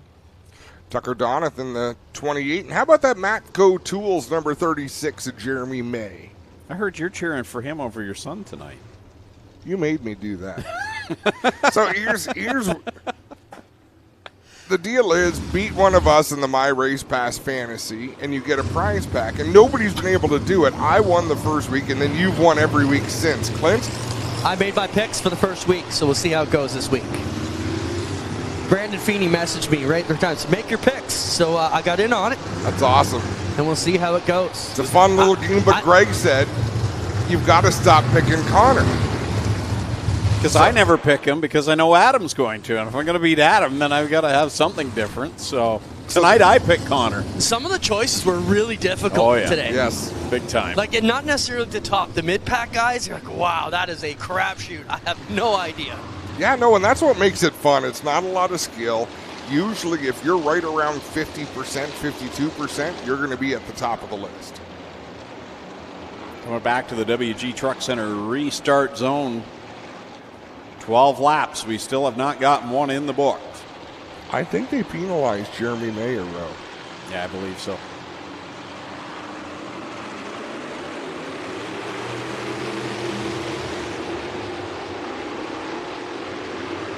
He might be happier that he got penalized there than later on. No, that's for sure. As they battle down the back straightaway, Travis Hofstetter down low, Nico Hansen a little higher on the racetrack, but out in front is Campbell Baker in the 26X. Nico Hansen with a head of steam in the middle line will come off of corner number 2, wheel to wheel with Campbell Baker as they go down into corner number 3, side by side for that third spot. Connor Ross on the outside of Travis Hofstetter. Ross with a good run on the high side. Andrew Hennessy back there in the 5th spot. Right now, Trevor Young is in that all-important 8th position in the 51. Right behind him, Kiana T. O'Reilly, Mercer, Liam Ladouceur race 3 wide. Yeah, some great racing going on in the middle of this pack. At the front, it's Campbell Baker trying to make a move on Nico Hansen. Hansen's going to continue to hold down that top spot. Now Connor Ross is broken away. He's alone in 3rd. Lee Ladouceur in the 51, keeping an eye on him. He's struggling to get through the field. He's got a long way to go. Now, this race is 12 laps. It's a fairly long last chance qualifier, but there's some good cars ahead of him. Nico Hansen in the J&E recovery, number 27H, will work it off the corner, this time by 5 laps on the board, 7 to go. He's lengthened his advantage over Campbell Baker, and now Connor Ross and Andrew Hennessy have caught the 26X. Tucker Donath has that 8th spot, but Liam Ladouceur just made a beautiful slide job to pick up the position. 2 cars around. Riley Mercer and Ken Hamilton will put us under the Dixieland Grill caution flag up in corner number 2. Riley Mercer went around. Ken Hamilton spun out more to avoid, but keeps his car in one piece. Jeremy May just got penalized again for jumping the start.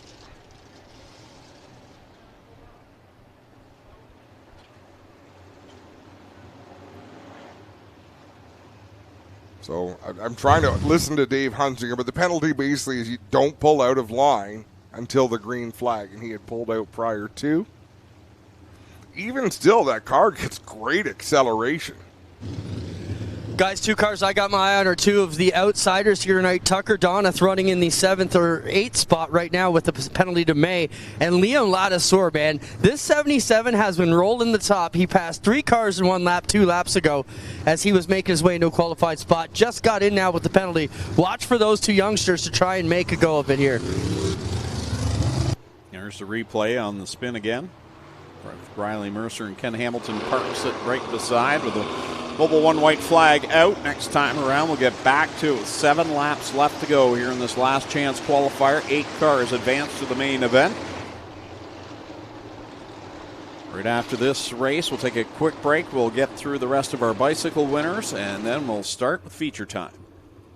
So Tucker Donath in the 28 runs in that 8th spot. Liam Ladouceur is 7th in the 77. Jeremy May is 9th in the 36. Kiana Teal is next in line. There are some real aggressive, good racers out there as Nico Hansen is crawling around here on this pace lap, headed towards the green flag.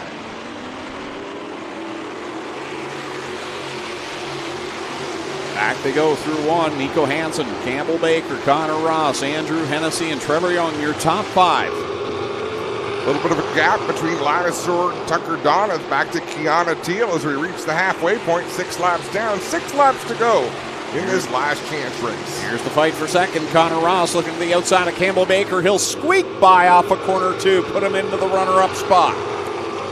Trouble up in turn number 2. We've got a couple of, well, 1 around and 1. Yeah, Ken Hamilton got out of shape but keeps the foot in the throttle, and Broden Weiler has come to a rest on the high side of the entry of corner 2, so puts us back under the Dixieland Grill caution flag. Good restart there for Connor Ross, put himself into the 2nd spot. Nico Hansen with, but look at these cars. I mean, we've got fast cars all through this field. There's going to be fast cars that don't make it into tonight's A main, and that's the fun thing about this crate sprint division. There's just a lot of talented racers, a lot of good equipment. And think about the drivers who aren't here. Larry Gledhill, we would expect to see him out. Who else are we? We've had some cars wrecked. Off the top of my head, I can't think of who they are, but I know there's a few more cars we might expect to see out on a given night. Trevor Young, I don't think he's missed a feature race this year in the 51. He's had lots of speed. Travis Hofstetter has moments in that too where he's lightning quick.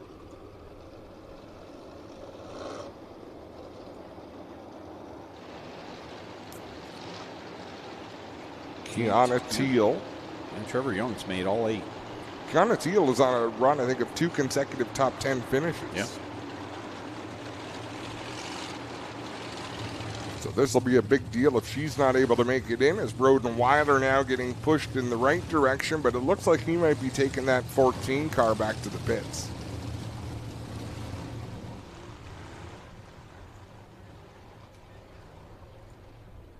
Back we come to the WG Truck Center restart zone with 6 laps left to go as the field paces by that Duke Electric camera perch down in corner number 3. Look at the VIP suites and the sunset behind it. Beautiful night here at Ohsweken Speedway. We get some great sunsets here at the racetrack as we're back under green.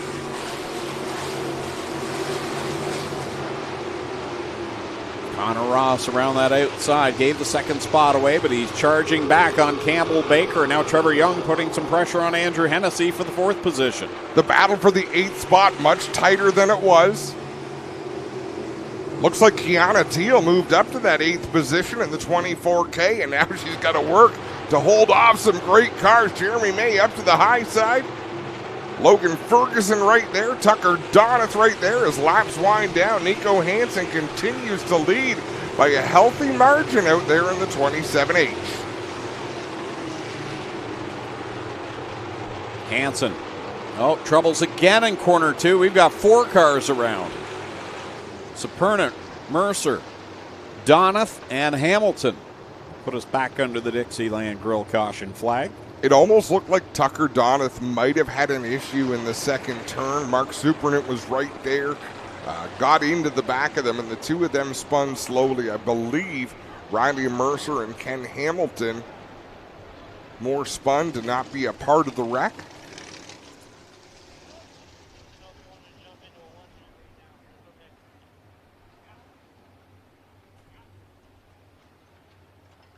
Hopefully all these drivers put plenty of fuel in the race cars to get through this B main. This has been a lengthy one. 8 laps are complete, 12 laps the scheduled distance.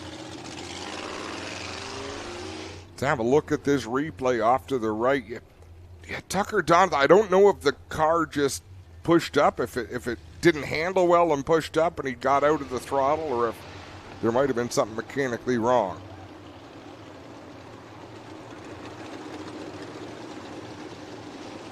So we circle under yellow. So camera operators look to the sky. Donath going to spin that car around, and now looks like he's keeping it on the racetrack. He's got to get it locked in gear. Mark Supernant off and ready to go. Riley Mercer getting the hook, and then we should be able to get back to it with 4 laps remaining. It's the Insulation Mini Stocks lined up and ready to go with their 15-lap main event here tonight.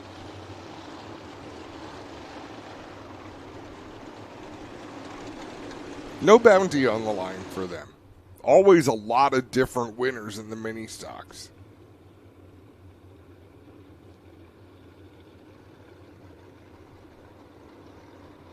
At least the last couple of seasons, that's the way it's been. And to be the champion, you don't even have to have a win. Nope. All those different winners, and yet the champion for the last 2 seasons didn't have a win. If you win a race, you're not going to be the champion. That's just how it works. Yeah. Mobile 1 white flag is out. Nico Hansen ready to get back at it. We'll see how Connor Ross and Campbell Baker do on this restart last time. Campbell Baker able to get back by the 44, but Connor got back by him as we stayed green. Kiana Teal in that 24 right now is the final transfer car. Everyone behind her needs to get up and get going here, or they are done for the night. Logan Ferguson, the 89L. Jeremy May, the 36. Lee Ladisseur, the 51. They're on the outside looking in. They've got to make something happen as we go back to the green flag.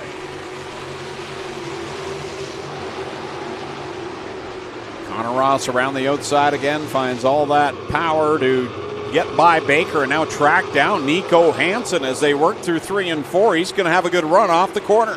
Hansen's been running a great race with lots of speed out in the clean air. Liam Ladisseur right now in the 8th spot. Kiana Teal trying to get him back.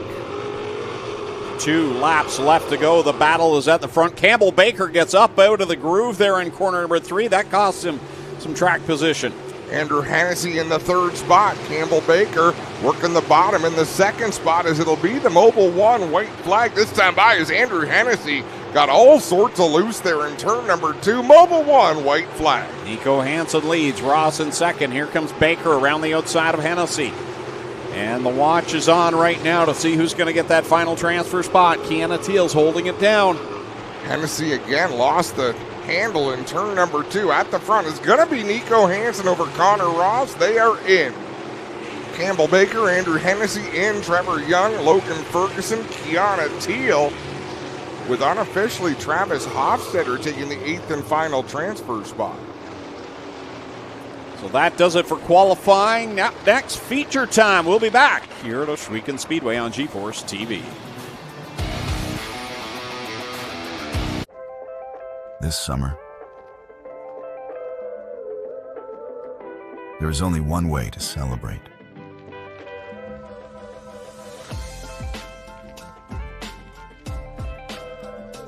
Victory Mist, redefining celebration.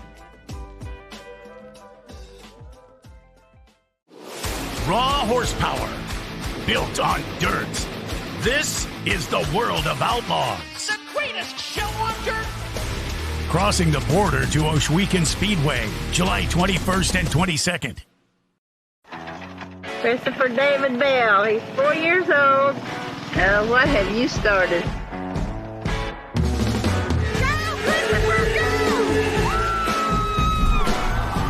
Oh, Christopher Bell is taking the lead. What a finish! He's done it again! Bell has driven to victory again! How about that? That check is for $1 million. When every mile matters, where will your journey take you? When it's planned properly, a renovation feels easy. Everything's decided in your space. You see it, you're sure, and you move forward. The work flows, the details land, and it comes together without the back and forth. That's how we do it at Blue Canoe. Clear process, quality work, done right.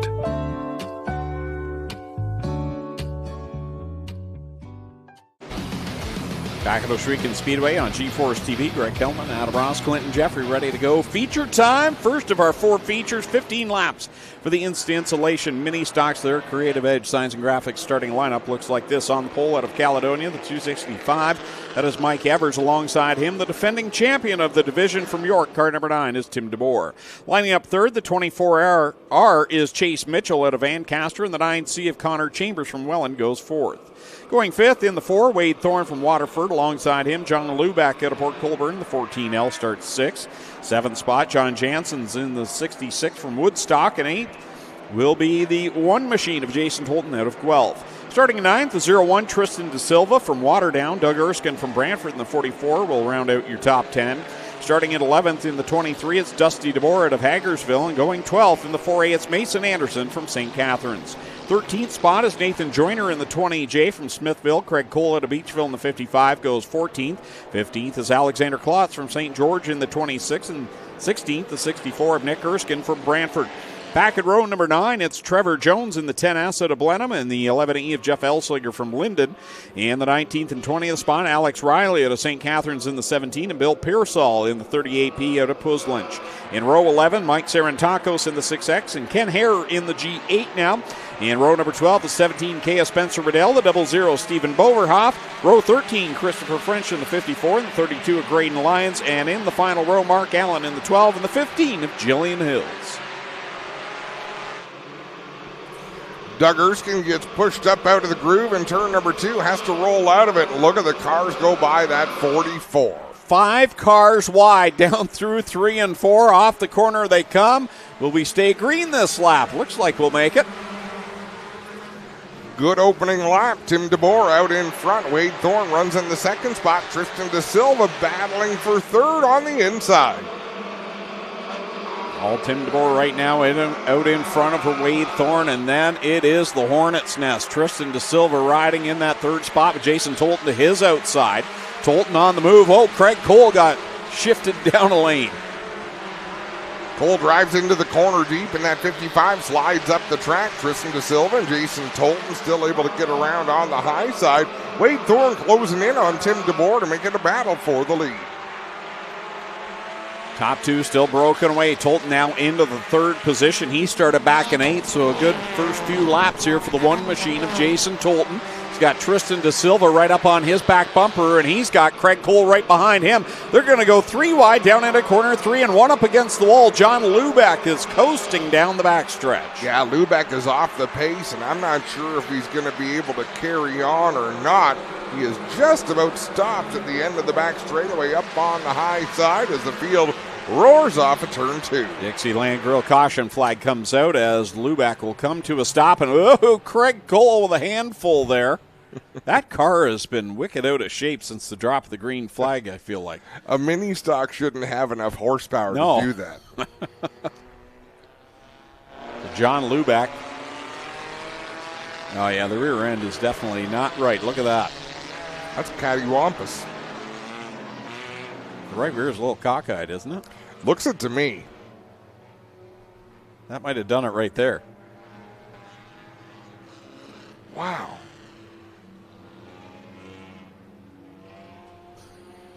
Let's just keep chasing it. Wow. Handful there for Craig Cole, and that will conclude his night. Don't underestimate Glenn Hills back there in the pits. True. It's like MacGyver. Give him a piece of chewing gum and some tin foil.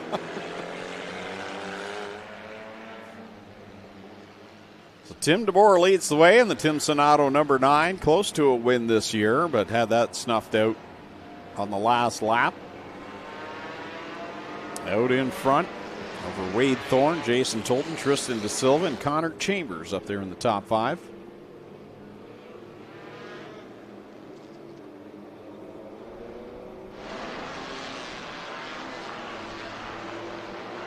$11 laps left to go. We should see, we'll see the Mobil 1 white flag.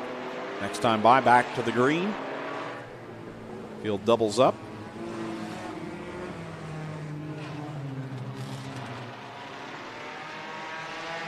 Watching from 4 hours north in the RV. That's good living. But last time he was away, he sent us a picture of a really big fish. So I'm guessing Terry didn't catch any. Yet.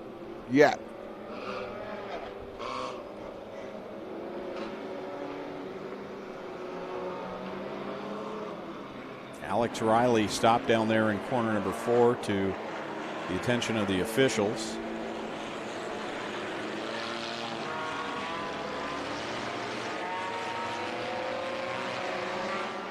He'll get his spot back, and we'll try it again.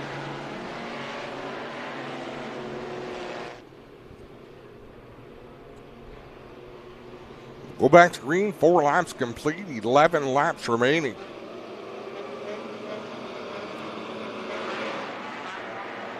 Full field, as there usually is in the mini stock class, comes back to the green flag. Such tight racing in this division. Pushing one another down the front straightaway. You've got to keep the momentum up. Here comes Wade Thorne to the inside of the 9. Meanwhile, they're 4 now, making 5 wide behind it. Nick Erskine in the orange 64, working the outside lane, got a good restart, kept that momentum going through 3 and 4. He's battling with Tristan De Silva for the 3rd spot. Now, Bill Pearsall started back in 20th, and he's been just motoring around the bottom and picking drivers off. He did it that time through 3 and 4. While things got wild to his outside, he's got himself close to the top 5. Alex Riley, who we just saw stopped on the inside of 3 and 4 to talk to the officials. He's up there looking to work his way into the top 5. And this battle for the lead was a 2-car battle in the early going. It is now growing. Yeah, there's no more 2-car breakaway. Wade Thorne and Tim DeBoer need to get away from the pack, but Nick Erskine is right there in the 64.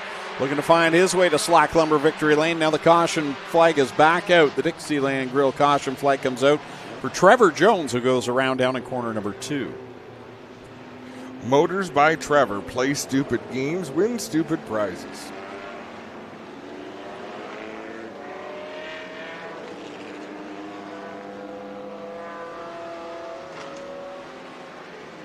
Are you a sailor, Greg? I feel like this is a setup. No. Red sky at night. Oh, yeah. Sailor's delight. Red sky at morning, sailors take warning. I've never seen you delighted. I wouldn't yes. know. I wouldn't the end know of how every to Friday night. Or when ice cream's delivered, yes, that too. There's a glow about me. Ice cream.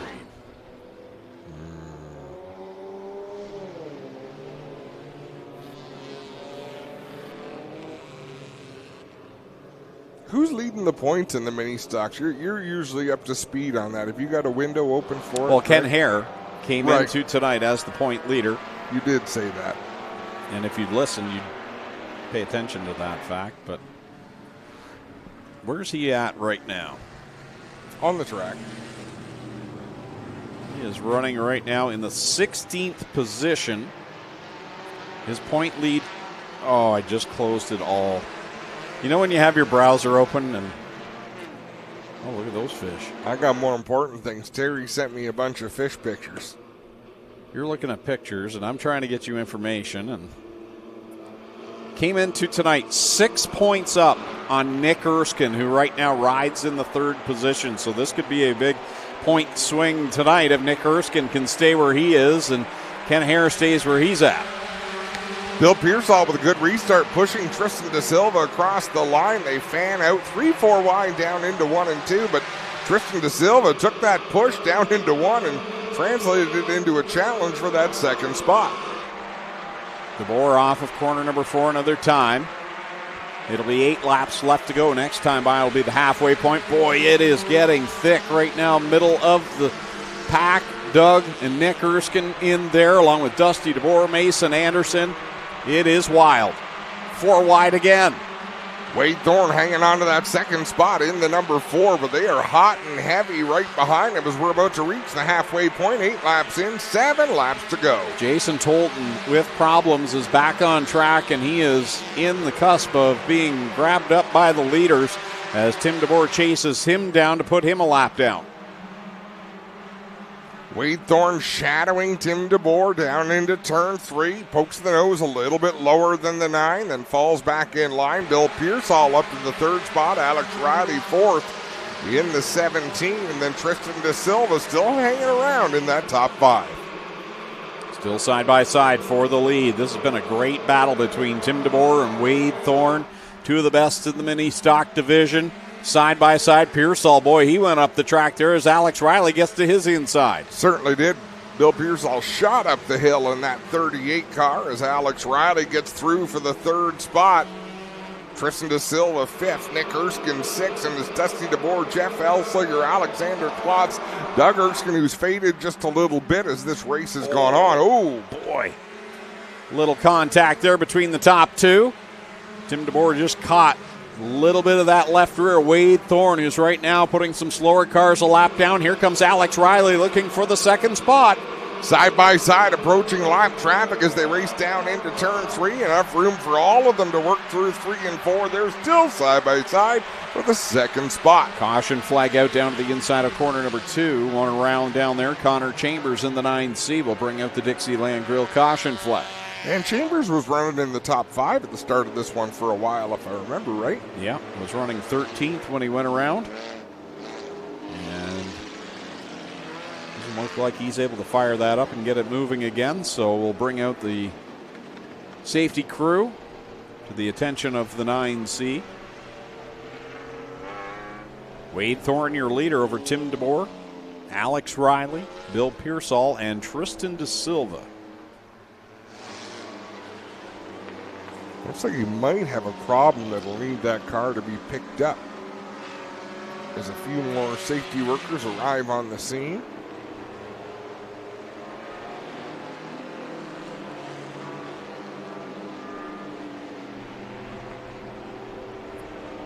When you have the wheels turn, they're really hard to push uphill. Straighten the wheels, Chambers. Well, maybe it is in... Oh, there he goes. Oh, okay. I thought maybe something was broken there, but there. See that? Connor's always yelling at me when we're trying to push the car towards the trailer. You're young. Push harder. So they'll bring a hook over here, Clint. I think he needs pushed. Oh yeah. Okay. Not sure what's going to happen here. I don't see anything wrong with the car. It looks all together to me. Yeah, they were just struggling to push it backwards because he had the wheels turned as hard as they did. But once you get a vehicle behind him, I think it'll be able to chip wagon help on the him way. out sufficiently.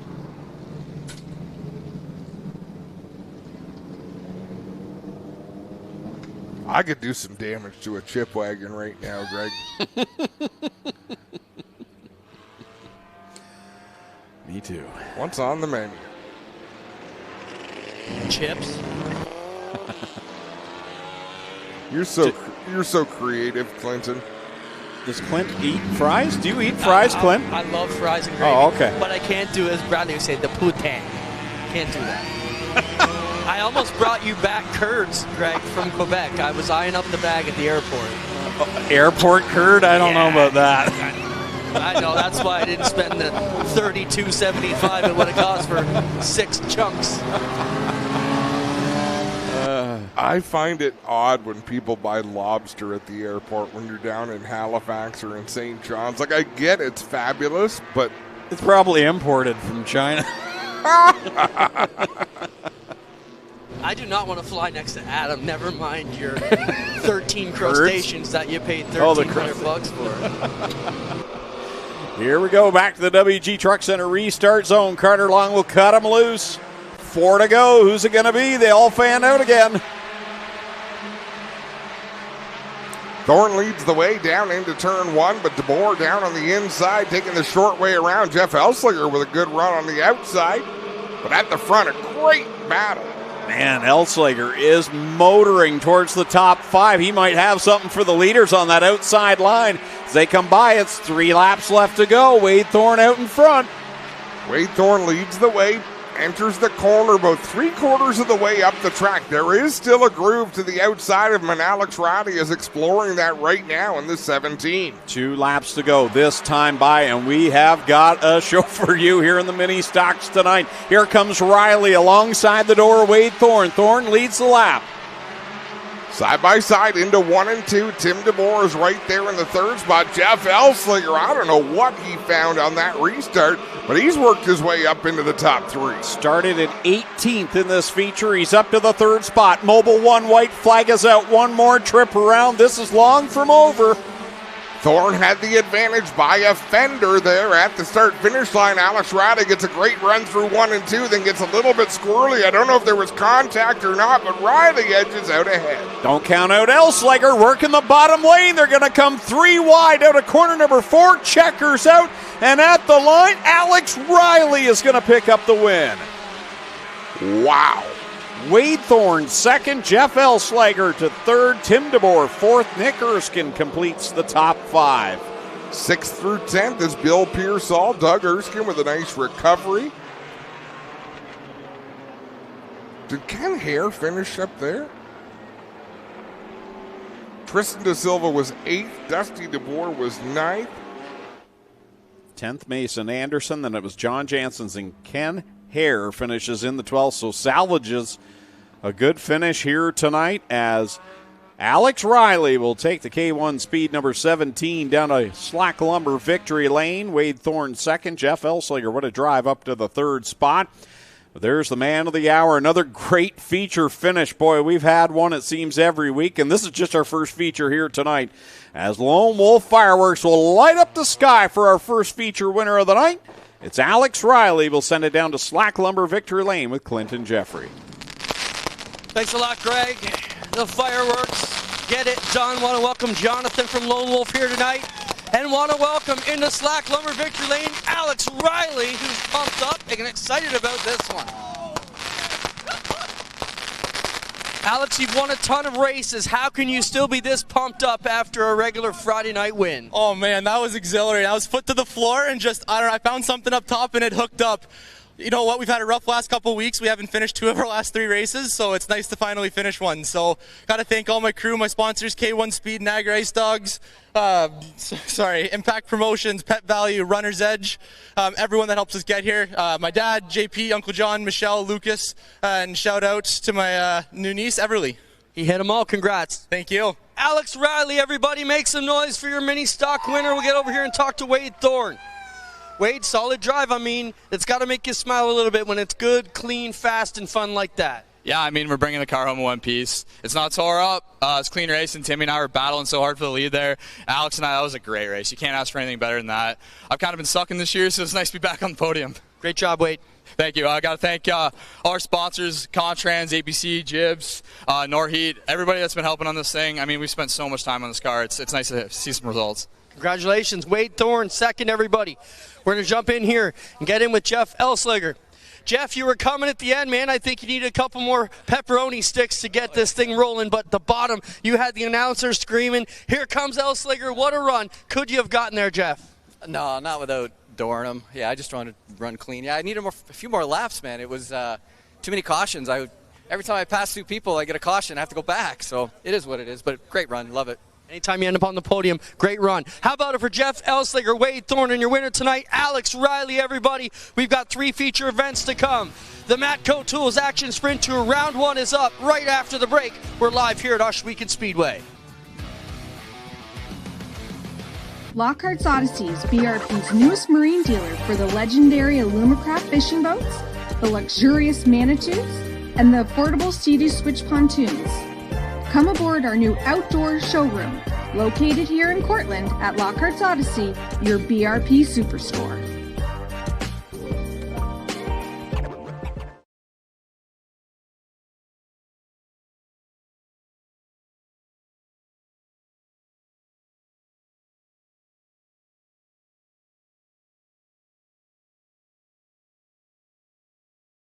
Looking for a new race or cargo trailer? Welcome to Kemp Motorsports. Kemp Motorsports specializes in top quality race and cargo trailers from United, Wells Cargo, and Hallmark. From our best-selling Rev Series up to custom 53-foot goosenecks and stackers. We have a huge selection in stock or ready to custom order. With top brands, great selection, and over 30 years experience, stop by and see why Kemp Motorsports is your #1 race trailer dealer. Find us online at kempmotorsports.ca. Freight doesn't move itself. It takes timing, trust, and a team that knows the road.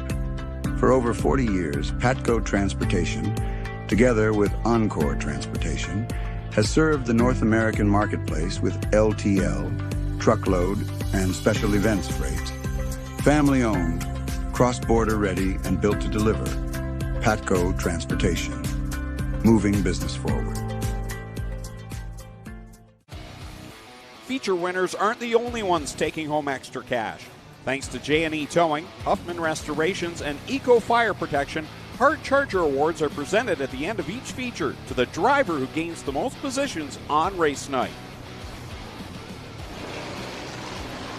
Welcome back to Ohsweken Speedway, where tonight we launch the Action Sprint Tour, tuned by Matco Tools. Round number 1, and here's how they're going to line up for their 20-lap feature event. The winner gets that cool wrench as a trophy. On the pole from Mosley, the 3S is Austin Rose. Starting second from St. Catharines, it's Al Slate in the 2S. Third from Waynfleet, it's Brett Stratford in the BS39. Fourth, the 2M from Georgetown is Steve Murdoch. Fifth from Brantford, it's Lance Erskine in the 48. Sixth in the 50 LS from Kitchener, it's Adrian Staley. Seventh from Gatineau, Quebec, the 72 is Bruno Richard. Eighth from Mississauga, it's the highlight man, Mac Demand in the number 4. Starting ninth from St. Thomas, Jesse Costa in the 52. 10th from Stevensville, the 71 is Mike Bowman.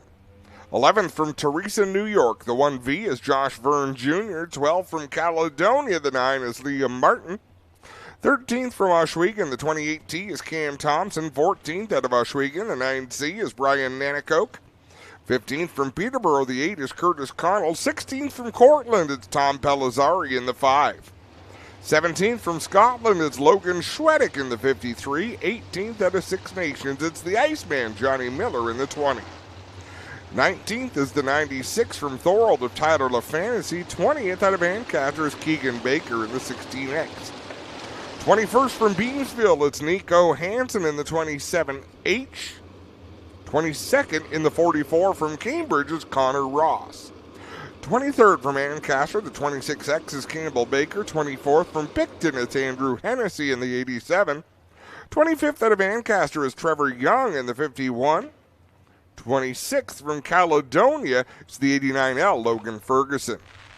27th from Hagersville, Kiana Teal in the 24K, and rounding out the field from Baden, the 2 is Travis Hofstetter.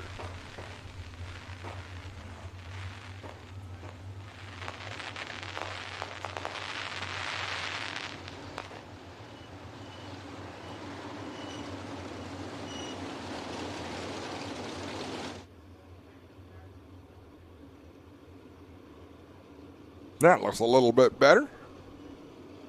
4 wide salute to you, the fans, 7 rows deep.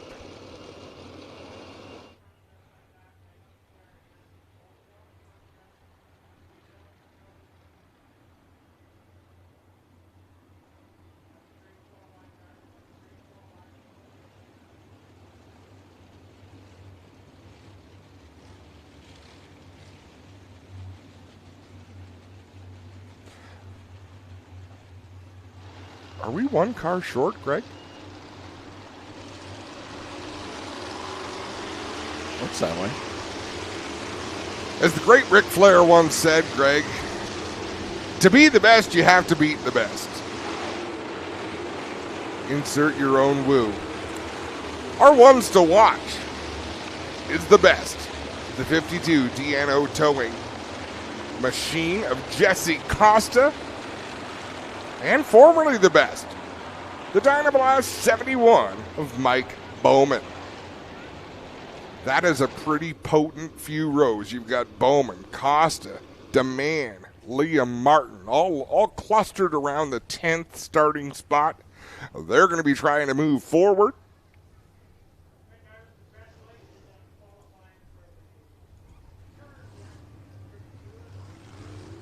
Although one white flag is out next time by, we officially kick off the first feature of the Action Sprint Tour, tuned by Matco Tools. The series makes its return.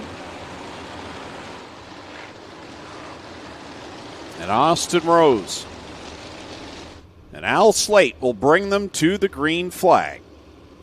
Curtis Connell. Curtis Connell did not make the call. Qualified through his heat. Double greens in the air. We're underway for the Action Sprint Tour, tuned by Matco Tools, and off they go into corner number 1. Austin Rose and Al Slate will drag race off at corner 2. Clean start all the way back as they race through 3 and 4. Looks like Austin Rowe is going to have the advantage at the line, but look at Al Slate on the high side. 4 wide front stretch. There is lots of action to watch in this appropriately named Action Sprint Tour out in front. Here comes Al Slate trying to get the run and the lead at the line. Didn't quite do it. Nope, they continue to battle for that top spot deeper in the field. There is a lot of lane changing and shucking and jiving for position, but at the front, Austin Rose gets a little bit squirrely. Al Slate with a big run down the front straightaway. We're seeing lead changes every lap. Mike Bowman with troubles that time up in corner number 3, lost a little bit of ground. Out in front, it's Al Slate over Austin Rose. Here comes Steve Murdoch. He has been on a rail as of late in that 2M. Look at this 3-wide battle.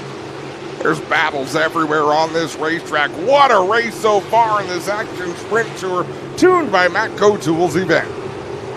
Al Slate leads the way. Here comes Austin Rose back to the inside of Steve Murdoch. Meanwhile, there's the battle we're talking about right there as Steve Murdoch's on the outside, Austin Rose on the bottom. They'll swap back and forth.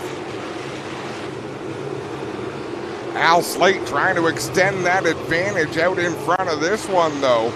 He leads the way by about a dozen car lengths. The other good battle the cameras were watching was that Mike Bowman battle with Josh Verne Jr., Bruno Richard, Logan Schwedek's in there as well as they continue to battle. But there's the other battle we've been keeping an eye on as Verne has got the advantage now on Mike Bowman. Al Slate is about to enter lap traffic chaos in front of him. They are still fanned out 2 wide, 3 wide, wherever they need to go. There is a lot of traffic back there, and the race leader is closing in quite a hurry. Yeah, he is right there on the tail tank of Tom Pellizzari. Connor Ross is in front of him as well in the 5 machine. So the leaders are coming. Around the outside goes Al Slate. Austin Rose is up there as well. Now Jesse Costa has worked his way into the top 3. Costa on the move, and the DNO towing number 52 as Al Slate starts to pick off slower cars. Here's where it gets challenging as they're battling even wider. 2 wide, 3 wide, wherever they need to go as we've reached the halfway point of this 20-lap feature event. When you're the leader and you're caught in this heavy lap traffic, you cannot lift. You have to keep going because you know there's cars chasing you down. You lift a little bit, you'll lose in this crate sprint car package, that's for sure. Jesse Costa trying to find his way around the slower traffic. He'll swing up towards the outside, split the difference between Connor Ross and Tom Pellizzari. Trying to make his way around Tyler LaFantasy. Up ahead, though, Al Slate already pulling away from that back and approaching another one. How about Brett Stratford up to the 4th spot as he's trailing Austin Rose. He is working now the back end of the 44 of Connor Ross, but he is right there with the 3S of Austin Rose.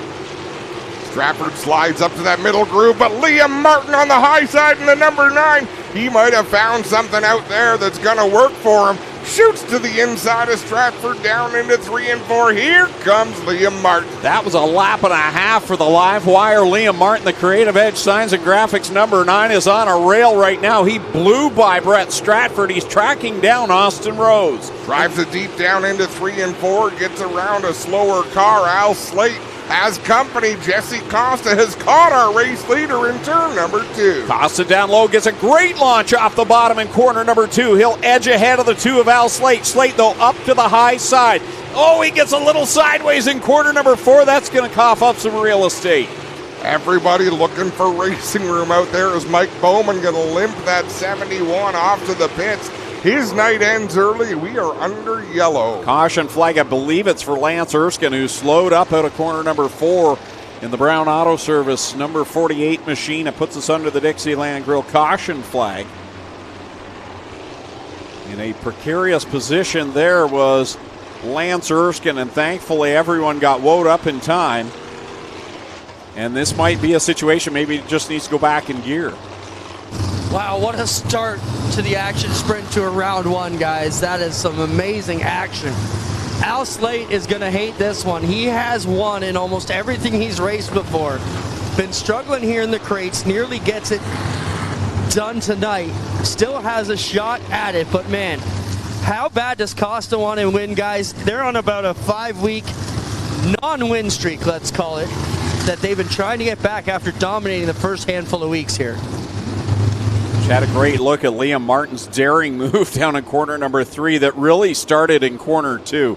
He had such a head of steam down in 1 and 2, and by the time he got to 3, he made the 39, the BS 39, look like it was standing still. I'll tell you, a couple of drivers having really good runs here. Well, there's a number of them, but how about Cam Thompson running in the 8th spot in that 2018 as he has had some frustration this season. Johnny Miller running in the 9th spot in the 20 with Keegan Baker rounding out the top 10. Not sure what's wrong with Lance Erskine's 48 here. Car not going to fire, and if it won't fire, he'll have to go to the pits, and that's where he's headed. So tough break for round 1 here for Lance Erskine, and I don't want to say it, but Jack kind of gave him the jinx because Jack said of the 48 wins, I'm buying McDonald's tonight, and if you're a dad, you know, you just gave it to Lance there because kids never buy, right? Yeah, you're not wrong. Why McDonald's? Because it's open. Yeah, it's the only thing that's open when we're on our way home. You need to, well, it's out of the way. Come to Brantford. Taco Bell's open like till 2 in Brantford. Okay, I was all about Taco Bell until they changed the fries. Yes. Now they're dead to me. I know. Same here. I was all about Taco Bell till it cost $20 to feed yourself. That used to feed a family of 12. Staying under the caution flag. Still getting some of the positions set there. There's some confusion back there around the Kiana Teal, Brian Anico, Logan Ferguson spot. Looks like Logan needs to move up a little bit there. As I look up and down the line here, these drivers have not pulled their wings back for the most part. When you get to the feature event, normally you see the wings in the trunk. They're standing on end, trying to get as much downforce as they can. That tells me there's still a lot of grip and a lot of speed in this racetrack. Back to the green flag, this time by the WG Truck Center restart zone as Carter Long has the green flag in hand, and back to go. Single file past the restart cone at the Cedar Springs starter stand. A little bit of action deeper in the top 10 there as cars getting out of shape. How about Liam Martin continuing to track towards the front? He disposes of Al Slate, now sets his sights on Jesse Costa for that top spot. 4 laps left to go in the return of the Action Sprint Tour, tuned by Matco Tools. Liam Martin up on the high side in that number 9. Can he close the gap on the 52 Acosta? Al Slate drives it deep into the turn, but Jesse Costa making great speed on the low part of the racetrack. Logan Ferguson goes around in corner number 3, 1 up on side. It's Brian Nanico in the 9C. He'll come to a rest, and that almost was an over for Brian Nanico, but holds on to it, and now the field's going to have a tricky spot to drive around this up in 3. Don't see any issues with either of the cars, guys. Both Logan Ferguson's car looks like it just needs a quick shove, along with the Nanacoke 9C as well. Nanacoke, I wonder if he's ever missed any of these Action Sprint Tour races. He's toured all over the place since the inception of the tour, back prior to COVID, and still going at it here. So we'll work on getting these cars backed up, guys. Got to give a huge shout out to Strickland's Chevrolet in Brantford. They have been great supporters of the crate sprint car division since its inception here, and it's grown to the place where we are right now, and we couldn't do it without Strickland's. Tonight, of course, race night sponsor, and if you're looking for a vehicle in Brantford, I live there. And I'll tell you what, the best place to go is Strickland's because they have plenty of new and used between their main lot on the corner of Gretzky and Linden. And then you go to their Auto Mart that is just a few blocks away. Strickland's will hook you up with your new or used vehicle, and we want to thank them for supporting this crate sprint car division here at Ohsweken. Having a look at Logan Ferguson down into the corner. I don't know if he caught the inside wall or if he just spun out. I believe he might have caught the concrete on the inside. Guys, there's something wrong. He's missing a bolt or one of the radius rods here. When he turns the wheel, the whole axle is shifting. And you can see it there, guys. See, this shouldn't all be rolling like that. So that's a problem. Something's broken here. Looks like he's broken the upper link on this car, so they'll have to get it towed back. Tough break for Logan Ferguson. Not as tough as we saw him a few weeks ago where he destroyed this car. But they're figuring it out.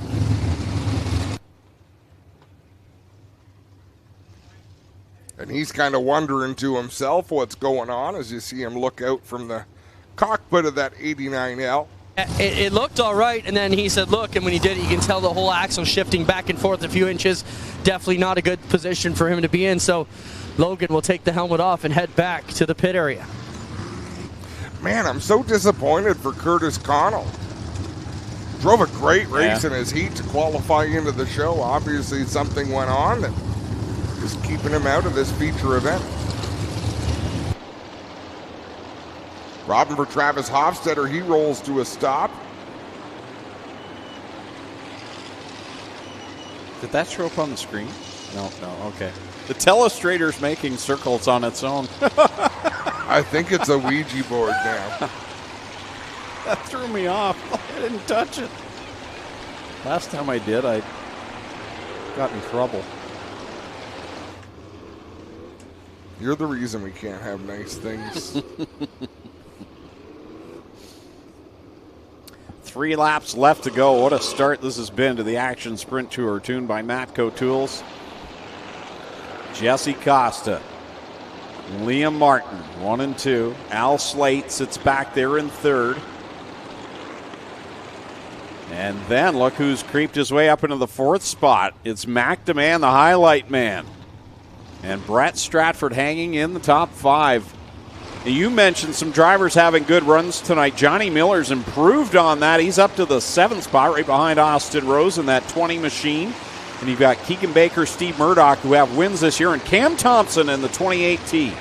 Up inside the top 10 still, having a great night. That's great to see for the DJD Gear, number 28T.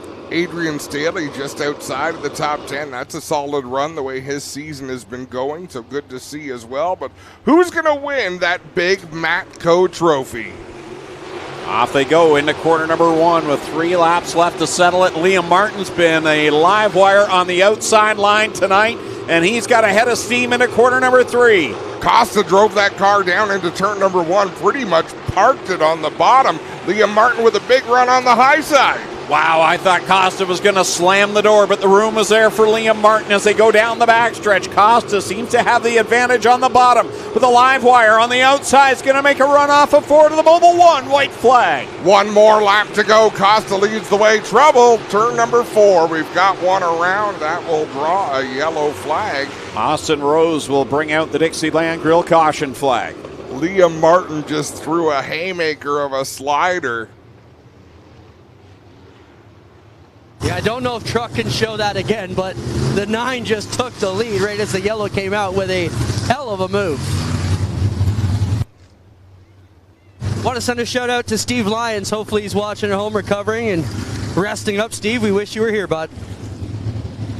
He's part machine now. Bionic man. Bionic man. Have a look at this replay.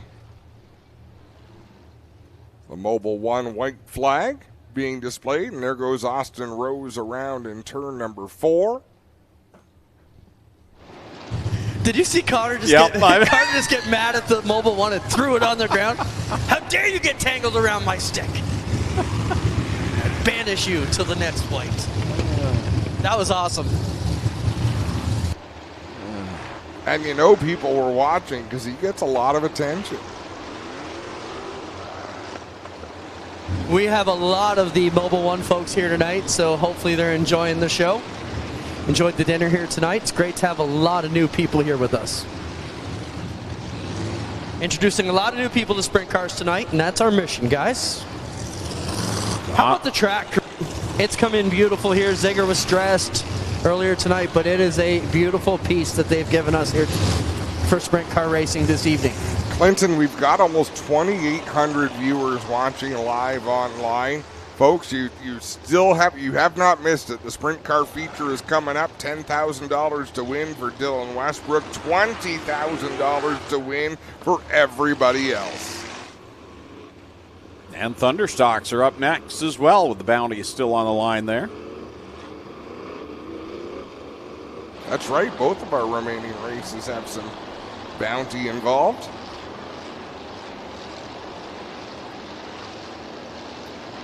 One to go this time by the starter stand. Cedar Springs starter stand.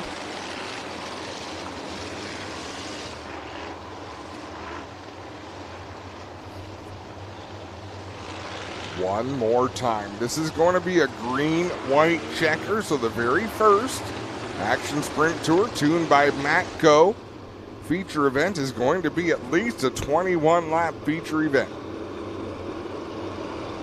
Single file past the restart cone on the front straightaway. Green back in the air. Great start for Jesse Costa. Costa got a good launch, timed it well that time at the front. Here comes Liam Martin taking another slice at it as they go down into 3 and 4. We'll try it again with a Mobile 1 white flag. Oh, Mac DeMann caught a huge rut. Now we've got one slow. It's Johnny Miller, and that will bring us back under the Dixieland Grill caution flag. What a heartbreaker for the Iceman. He had a fantastic run, was up to 6th when that happened. Oh, what a bummer. Officials calling for a hook on the front. Yeah, Johnny's pointing to the front end.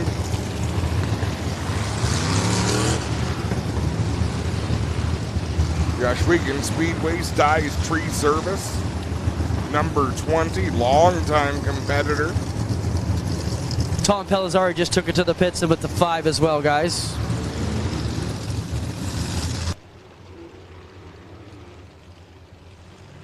This is our Jay Summers Garage drone shot. Want to welcome Jay Summers here tonight. They were talking to me at dinner, guys. Says we absolutely love the drone.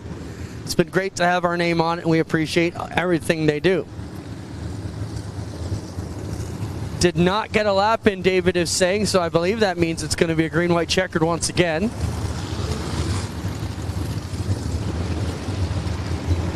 Jesse Costa out front in the 52, the 9 Liam Martin, the 2 of Al Slate, 39 Brett Stratford, the 4 Mac DeMann. Nico Hansen here in turn 4. Got some problems with his belts by the looks of it.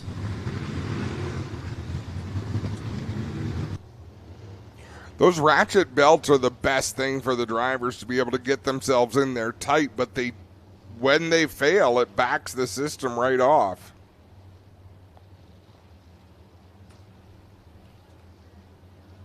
Another driver that's been on the move tonight is that 53 of Logan Schwedek. He started back in the 17th position. It seemed much of the race he was kind of mired, but he is tracking towards the top 5. In fact, now with the driver in front of him, Johnny Miller, dropping out, that'll put Logan up to the 6th spot in that beautiful MWE number 53. So, well, look at Kiana Teal up there at the tail end of the top 10. She almost didn't qualify. Yeah. Probs down here for Nico Hansen once again, trying to get the belts back done up for him. So he'll get his spot back because it's a safety issue. We don't want these drivers reeling out here and trying to race without their belts on.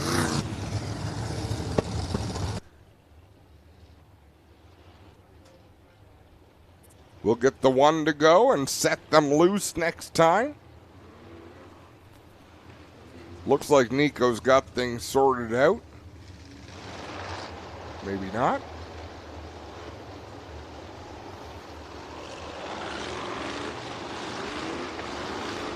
And we might be a little premature on the white flag there, so we'll stay under the caution flag another time.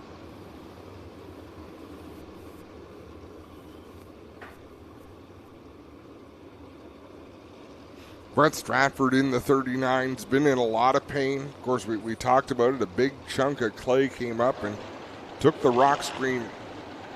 The rock screen was still in the car by I think 1 bracket. It spun it up into his helmet and into his throat. Broke his helmet.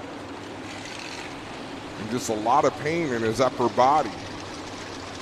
But he said the crew was out. They put the car back together. Nico Hansen gets the push, and now we're ready to go.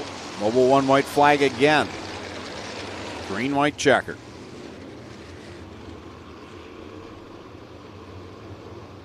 Jesse Costa has a very specific restart routine. Yep. Up on the high side.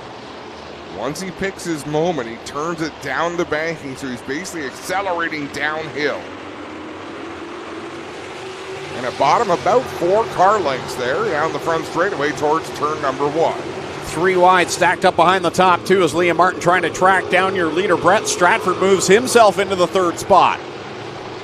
White flag being displayed, the Mobile 1 white flag yet again as they charge down the front stretch into turn 1. Liam Martin's going to take another crack off of corner number 2. Oh, they are battling off of 2 there for the 4th spot. Final time through 3 and 4. Jesse Costa down low. Liam Martin hits a rut. He's not going to get there. Costa for the win. Liam Martin second. Brett Stratford rounds out the top 3. McDeman 4th. Al Slate 5th. Logan Schwedick to the 6th spot. Keegan Baker to 7th. Adrian Staley with a great run up the 8th spot. 9th will be Bruno Richard, and 10th, I believe, is it Cam Thompson? My scoring mine just went a little wonky. But nonetheless, there's your winner, Jesse Costa in the D&O Towing. Number 52, the Nathan Ackland Racing Stables. Liam Martin, the live wire, drives it to a 2nd place finish. And Brett Stratford down on the concrete. This is going to be an interview. I've got Trevor Young finishing 10th, another driver who passed a lot of cars in that feature event. Jesse Costa will park it down on the pad. Lone Wolf Fireworks will light up the sky, and we'll head down to Slack Lumber Victory Lane here in just a moment as the return of the Action Sprint Tour, tuned by Matco Tools. The first wrench will go to Jesse Costa, Clint. Thanks, guys. Jesse will get down here. He'll get the helmet off and get ready to hold up that Matco Tools wrench as the first round 1 winner of the Action Sprint Tour, tuned by Matco Tools. And how about it? Jesse Costa tunes him up tonight.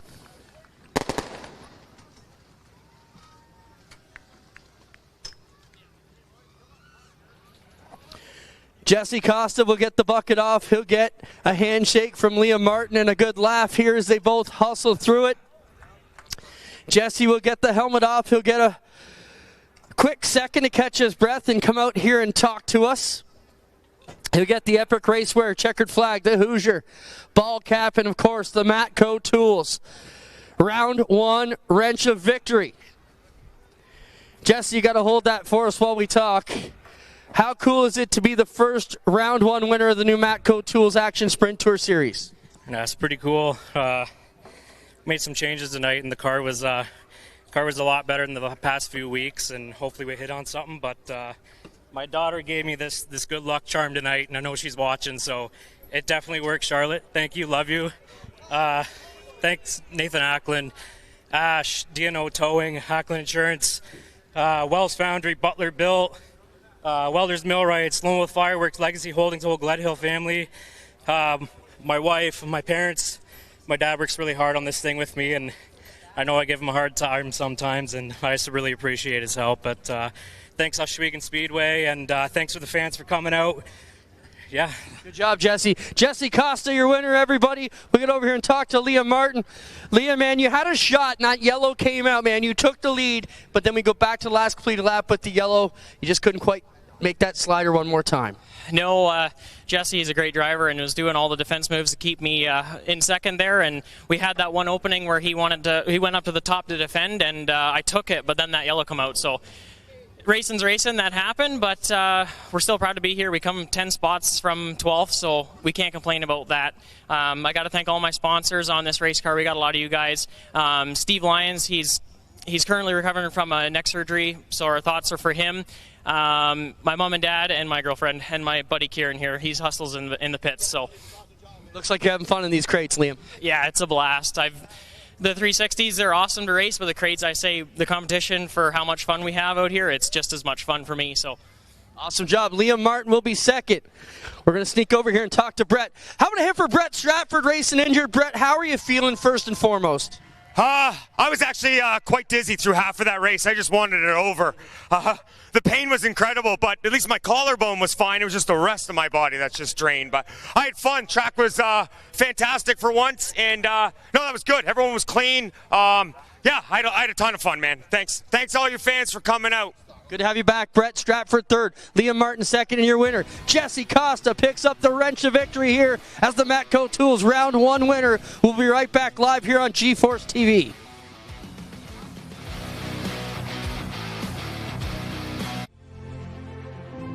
Formal. 100 years of can-do. 100 years of milestones. 100 years of family. Generation after generation, its legacy lives on. The one for all since 1923.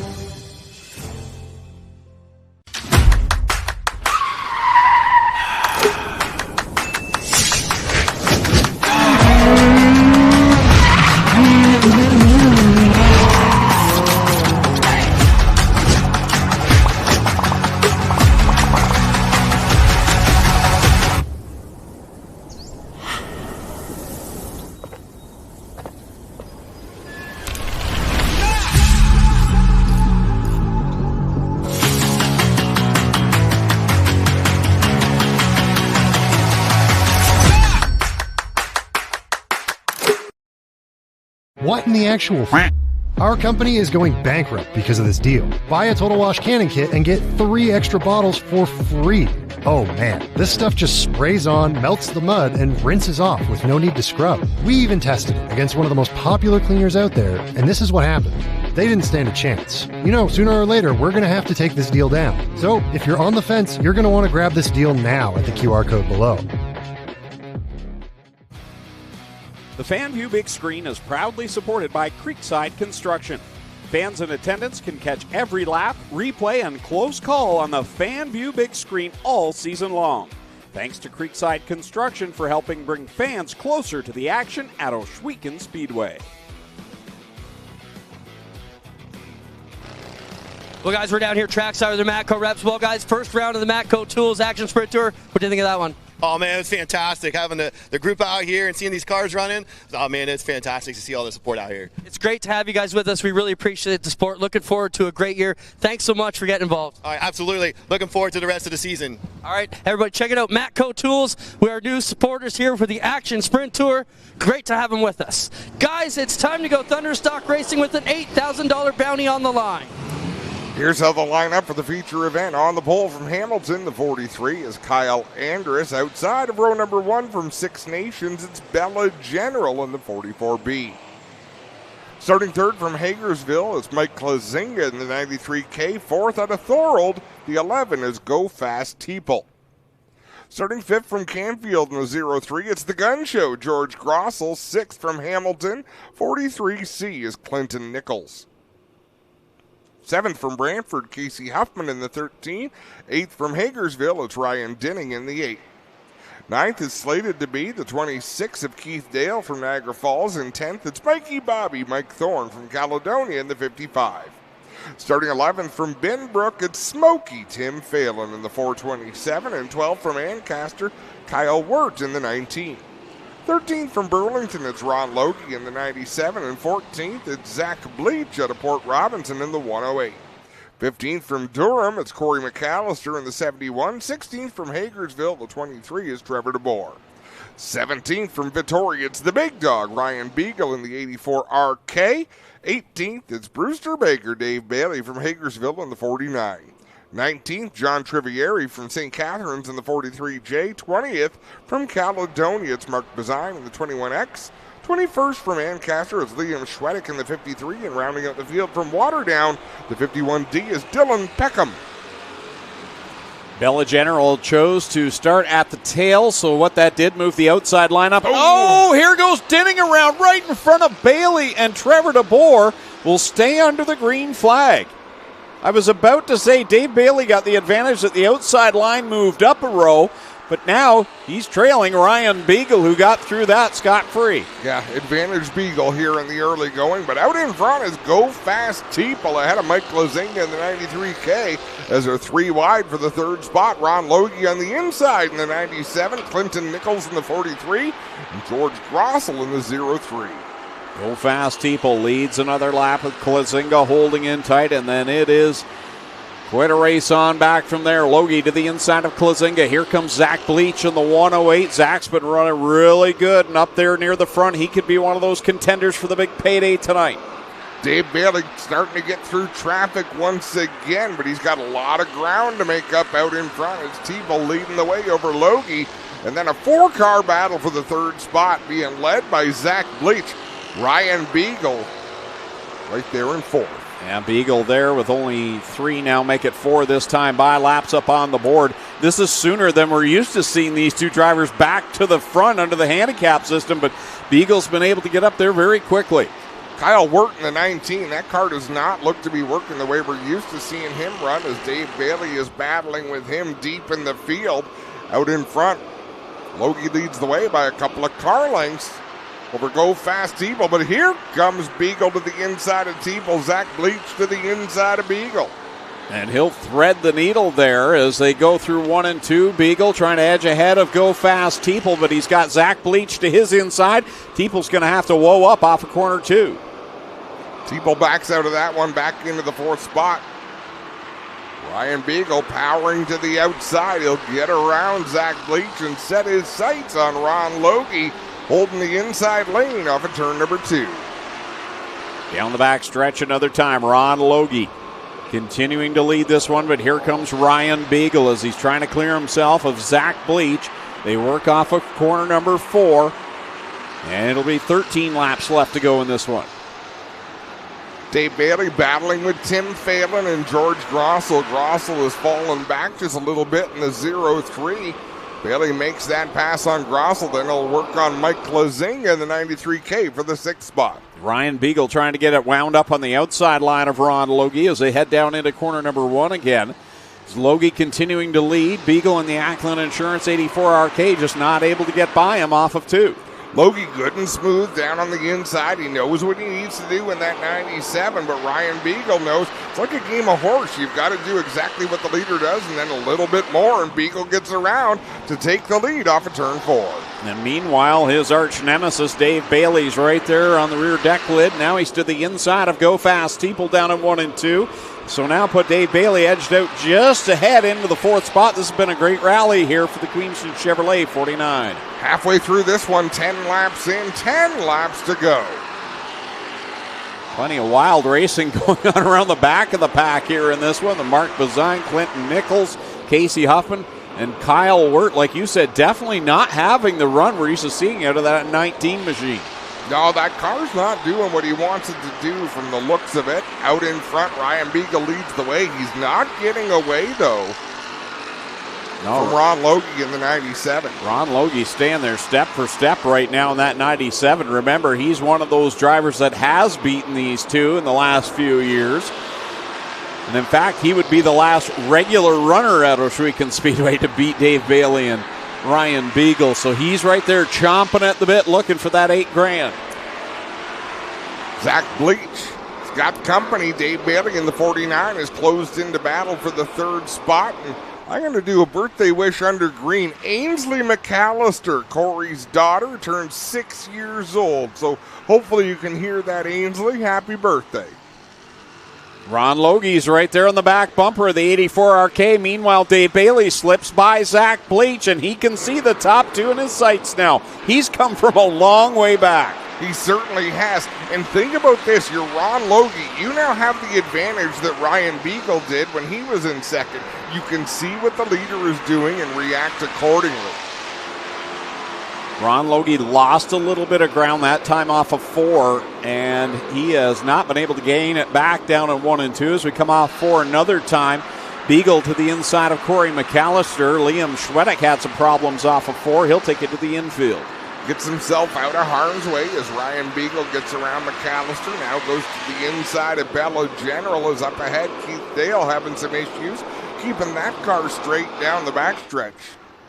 Ryan Beagle now working to the inside of Keith Dale. Put him a lap down. Now with 4 laps left to go, Ron Logie still there within striking distance. Dave Bailey is catching him, though, as he's going to work to the inside of Bella General. And then we'll have the top 3 cars all there uninterfered with. Just 3 laps to go in this one as we remain under the green flag. Ryan Beagle, don't know that he's still extending that advantage, but the advantage he gained on that 1 or 2 laps, he sort of maintained that. So Ron Logie's really got some ground to make up. This time by it'll be 2 laps left to go for Ryan Beagle. Logie holding down second. Bailey trying to track him down. And Bailey gained some ground. He does a little bit on the 97 of Logie.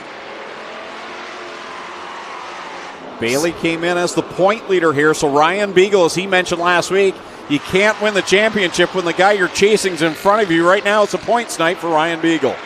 Mobile 1 white flag, final time around for these drivers.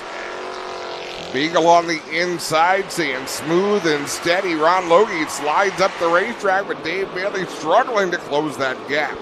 Through 3 and 4 for the final time. Checkers will go up in the air, and Ryan Beagle, the big dog's going to go back to Slack Lumber victory lane. Ron Logie second, Dave Bailey third, and then it's Zach Bleach and Trevor DeBoer completing the top 5. Great run for Tim Phelan up to the 6th spot over Go Fast People. George Grossel, Mike Klazinga, and Mark Pazine complete the top 10, but there he is, the big dog. Ryan Beagle is going to go back to Slack Lumber victory lane, and the bounty continues for another week. Woo. Ron Logie gave him a run for his money. Certainly did. I mean, the margins of victory have not been very big. But it is still Ryan Beagle and Dave Bailey that are taking those victories out there. The Mega Powers keep the money in the bank as Lone Wolf Fireworks light up the sky. We're going to hear from the big dog here in just a moment, as we'll send it down trackside to Slack Lumber victory lane and Clinton Jeffrey. Thanks a lot, Craig. The big dog does it again. Boy, they put up the money and thought it would take these two down, and they still keep ending up on the concrete. Ron Logie was the next challenger to the ring tonight. Almost got it done, but nothing's going to hold back the big dog. He gets it done. How about it for Ryan Beagle, everybody?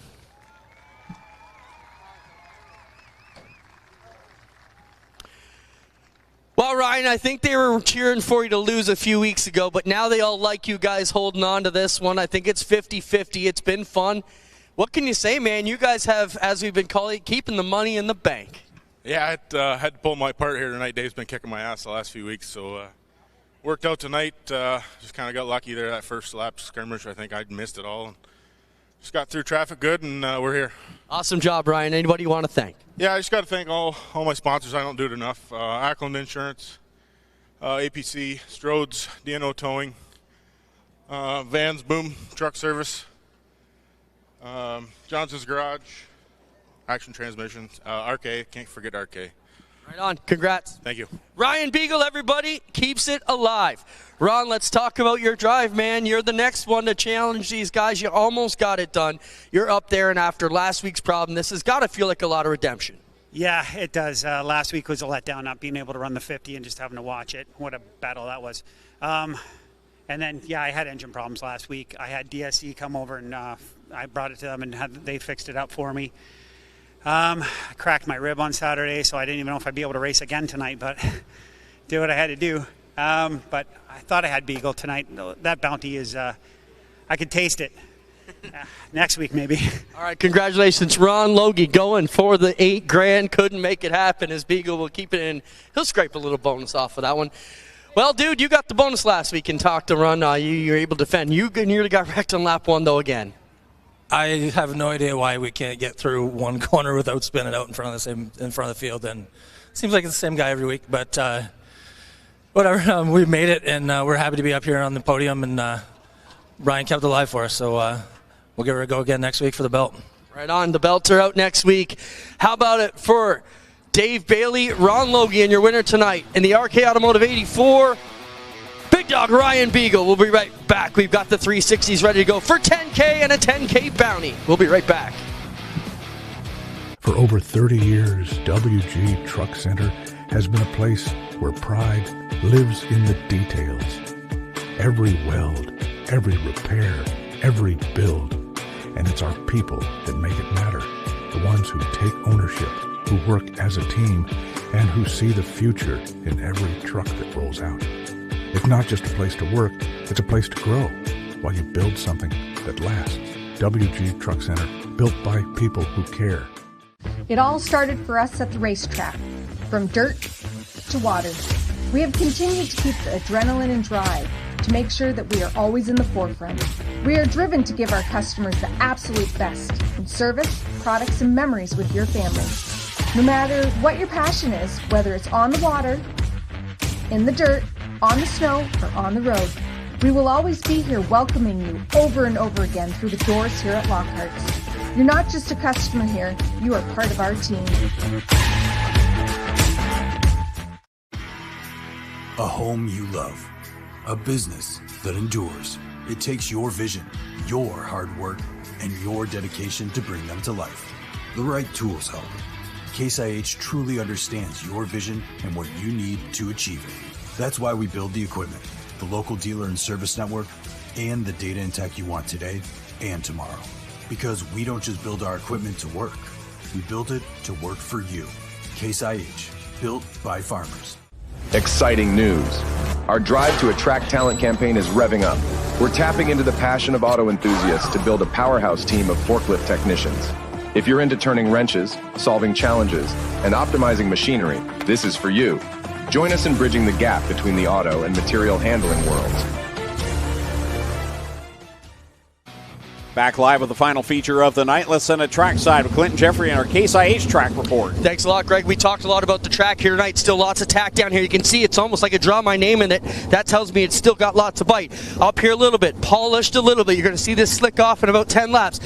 Same thing up here, a big groove right here in the middle that can upset the cars. They get right down this, it could be a problem. Up to the top looks good. We do have a bit of a cushion. This is almost a perfect sprint car track. There's bite where you need it. It's slick in places and a little bit of cushion. We couldn't have drawn it up any better tonight, guys. There's a Case IH track report.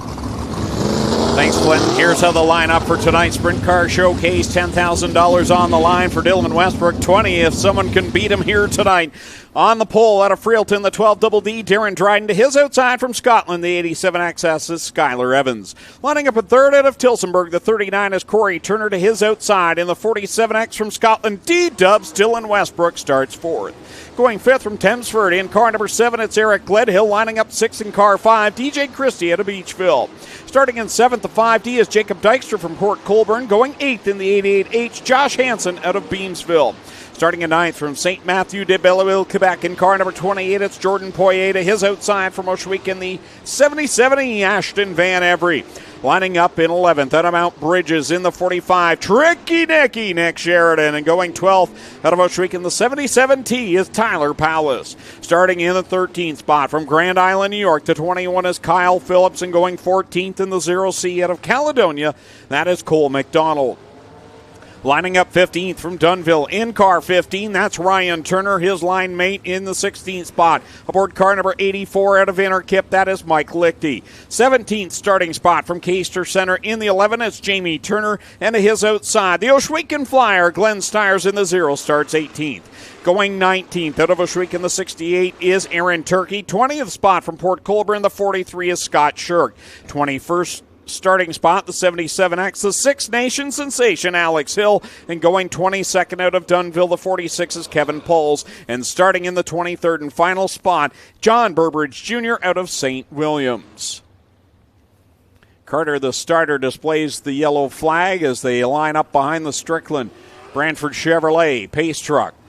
Ready for our ones to watch, brought to you by Bradshaw Brothers. First up, starting in the 3rd spot, Corey Turner almost got the job done and beat Dylan Westbrook a couple of weeks ago. He's had a lot of power in that Mobile 1 Lone Wolf Fireworks 39. And the other one we're going to keep our eye on, starting all the way back in 11th. He's had a lot of work to do tonight, but he's got a quick car, and he was the last one to beat Dylan Westbrook. It's Nick Sheridan out of Mount Bridges in the 45. Those are the Bradshaw Brothers ones to watch.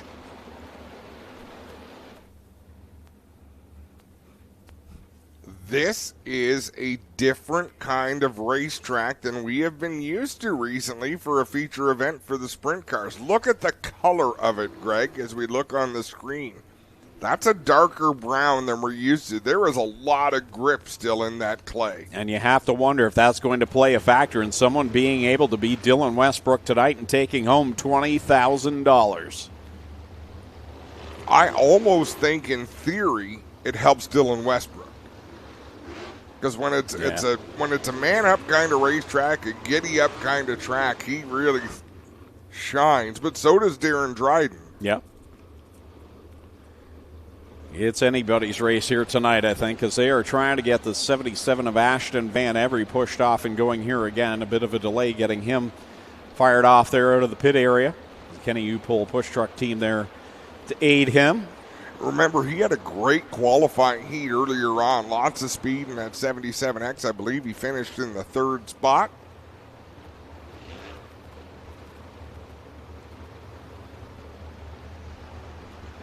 See if this car will fire for him or not. And pulls away from the push truck. That's what you want to see. Field cleans it out and will catch the pace truck. And we'll see the Mobile 1 white flag. Next time by, we're going green flag racing. Ryan Turner slow on the back stretch. We'll see if he'll catch up to the field. Looks like he may be able to.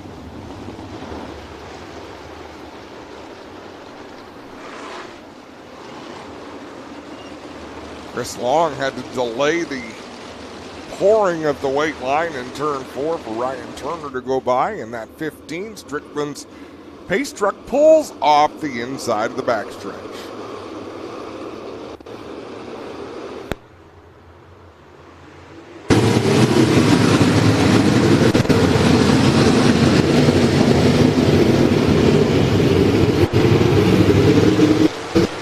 Good clean start through 1 and 2. Corey Turner's going to lead the way on the inside of the backstretch, slides across the track. He'll lead lap number 1. Whatever was wrong with Ryan Turner, he's taken it to the pit area. So Ryan Turner's night ends early in the Nitro 54, number 15. Lead battle off of turn 4. Turner with the spot. Darren Dryden right there. Skylar Evans has not fallen back at all. So the top 3 still in contention with Dylan Westbrook lurking in that 4th spot. Here comes Darren Dryden to the outside of Corey Turner. Off the corner at the line, it's going to be Corey Turner continuing to lead. With Dryden riding there in the 2nd spot. Here comes D-Dub's Dylan Westbrook with a run. Turner down low, making the inside work, comes up to the wall at the exit of the corner, so Darren Dryden had to slow his progress a little bit. D-Dub slides up towards the outside wall of the exit of turn 4, loses some ground to that lead duo. Here comes Darren Dryden once again down at 3. He'll look a little bit lower. There's that danger line there. He stays out of it and off of corner 4 this time by. It's going to be Darren Dryden, your new race leader. Corey Turner right to the bottom in 1 and 2. He's going to try a long slide job, but Darren Dryden rolls around the high side. Kyle Phillips down low in the 21. He's going to call it a night on the front stretch. Dylan Westbrook on that outside line came pretty close to Eric Gledhill down in corner number 3 last time by. Now he's way up outside trying to get by the 39 of Corey Turner. Turner's still running that bottom line, but he's lost ground to race leader Darren Dryden. Eric Gledhill closing in, but he's been running the inside line as well. It's all Darren Dryden right now, working by some of the slower cars as John Burbridge will be the next one. Dylan Westbrook riding in 2nd. Corey Turner sits in the 3rd spot. Eric Gledhill trying to put some pressure on him for the 3rd position. Now Jamie turning the 11. He's pulled off to the infield as well. So attrition showing up here in the early going as Darren Dryden closing in on some more slower traffic with Dylan Westbrook running in his tire tracks off of turn 4. One of our Bradshaw brothers ones to watch was Nick Sheridan. He's under attack from the 5D of Jacob Dystra. Right now that's a battle for the 7th position. Dryden goes to the inside of Aaron Turkey, looking to put him a lap down. Sort of has to slow his progress there. Nearly made contact at the exit of turn 4. Here goes Dylan Westbrook to the inside. Off of corner 2, though, it's all Darren Dryden. Westbrook back there in that 2nd spot. Eric Gledhill within striking distance. Another driver that has a lot of horsepower. You got to think this is his type of track. Eric Gledhill turning some great laps out there in the D&O towing number 7, running in the 3rd spot. Darren Dryden leads the way. It's about 8 car lengths between Dryden and Westbrook as they work through 3 and 4. The nice thing about Eric Gledhill's line right now, it's maybe a little bit of a safer line. You can blow it off the top and lose a lot of time. When you're in the bottom, it's pretty smooth, consistent laps. The downside, the slower traffic's down there. Halfway through this time, 13 laps down, 12 laps to go. You're absolutely right about the traffic, Greg, as Darren Dryden Swings to the outside of Mike Lichty to put him a lap down. Darren Dryden working around Mike Lichty. Dylan Westbrook in his tire tracks as they work off of 4 another time. There are now 11 laps left to go. 11 laps separating Darren Dryden from the biggest payday of his sprint car career. Dylan Westbrook gets a little bit loose there in turn number 2. It looks like, oh, trouble. We got one car off the track in turn 4. Comes back on right next to Westbrook. That was a close call for D-Dubs. And with doing all of that, he didn't lose an inch.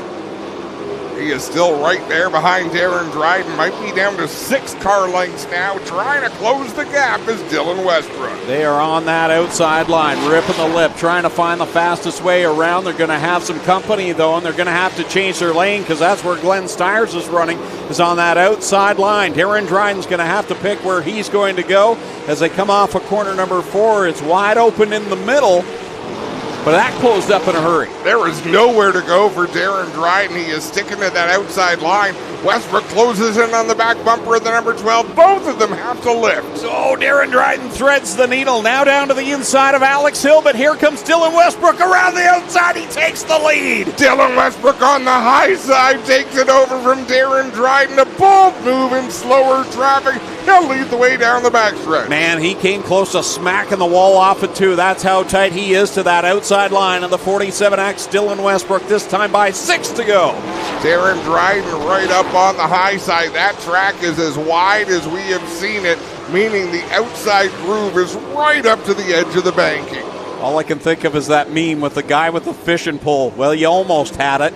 Dylan Westbrook's toying with him now as he pulls away down the front stretch. 5 laps to go as we got one off the track in 4. That's Cole McDonald. He gets back onto the racetrack. Dylan Westbrook out in front by a little more than half a straightaway.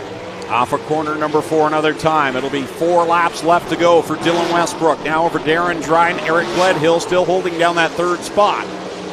Corey Turner hit a rut there in 3 and 4. The car just about stopped.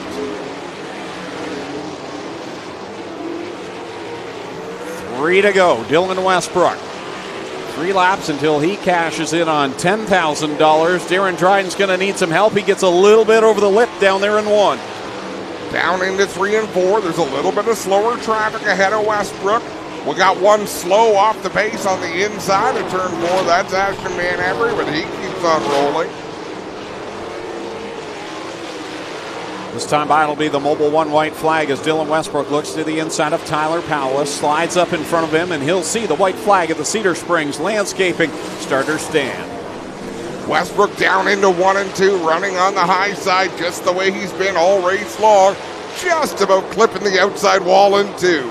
Through 3 and 4, here he comes to the checkered flag, the winner of the Summer Sprint Car Showcase. $10,000 in the bank goes to Dylan Westbrook. Darren Dryden going to hang on for the 2nd spot. Rounding out the top 3 is Eric Gledhill with Corey Turner 4th and DJ Christie in 5th. So Dylan Westbrook gets it done. It looked like maybe Darren Dryden was going to cash in big tonight. But D-Dubs proves why he is the greatest of all time here at Ohsweken Speedway. He notches another one in that week's Miska Trailers 47X. What a race that was. Westbrook just wasn't closing in on those front runners, but he stuck with the program. He stayed with that outside line. And he will take his spot in the middle of Slack Lumber Victory Lane. Darren Dryden at the front edge as the 2nd place finisher. And Eric Gledhill showed a lot of promise through the middle stage of that race. Ultimately coming home in the 3rd spot. We'll send it to Slack Lumber Victory Lane in Clinton Jeffrey. Thanks a lot, Adam. Dylan Westbrook defends home turf again. Over 100 wins, closing in on 105 here. But the big thing is he will claw a bit off the top of the bounty tonight and get a little bit of bonus for himself. But we still have a bounty next week on both divisions coming in. It's going to be a wild one as we get ready for FanFest Autograph Night next Friday, and then of course the Outlaws are coming to town. What a time for Westbrook to start peaking here, as he'll have a 410 and be ready to compete with those Stars as they come to town. Of course, all the big dogs are here, but he gets a hug from Dad, fiance, the crew, Darren Dryden. He'll go up to salute you, the fans. How about it for the man, D-Dub, still in Westbrook. Dylan, what a drive here tonight. You had Dryden almost take it away, man. How tough is that when you're chasing him in the same lane, knowing that's where you've both got to be, hoping he makes that mistake? Yeah, that was tough. We were pretty much the same speed. I think I was a little bit better in 3 and 4. He was getting off 2 a lot better than I was. But, yeah, that's when it helps not being the leader. Could kind of feel my way out, waiting for lap traffic, and had to kind of make a little bit of a crazy move there to get by all the cars there, but it worked out. That's yeah, he was really good. I didn't think we were going to get it there for a bit. We struggled with the track earlier in the year. It seems to coming around. What's your thoughts on that tonight? Yeah, I think it was good. Just could go to the bottom, slide jobs. Like, that was a pretty good race. We were nose to tail for quite a few laps there. It was, I think it was be a fun one to rewatch. Big 10 grand win. Congrats, D-Dubs. Thank you.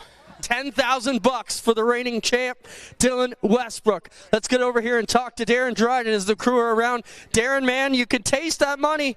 You were in it. Smell it. Just couldn't quite get there, bud. Yeah, really strong car tonight. Just lap traffic. It seems to keep getting me, but proud of what we were able to do tonight.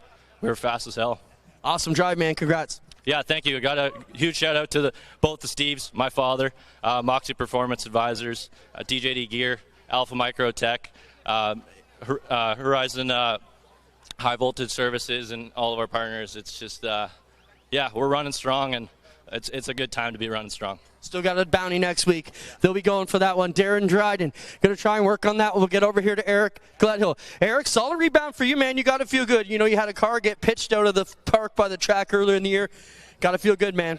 Yeah, I got to still thank the Christies. I'm still driving their car, so this thing works awesome. I just can't thank the whole team enough. Wouldn't be here without all the hours the boys put in.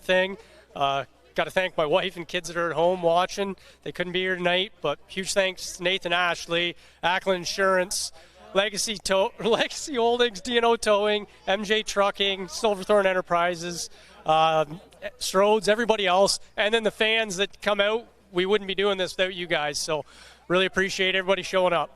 Awesome drive. Eric Gledhill will be third, guys. Darren Dryden second. And the winner, D-Dubs, keeps the money in the bank, and they'll fight for it again another week. Up to you guys. What a great night trackside. Thanks to all our partners for coming out.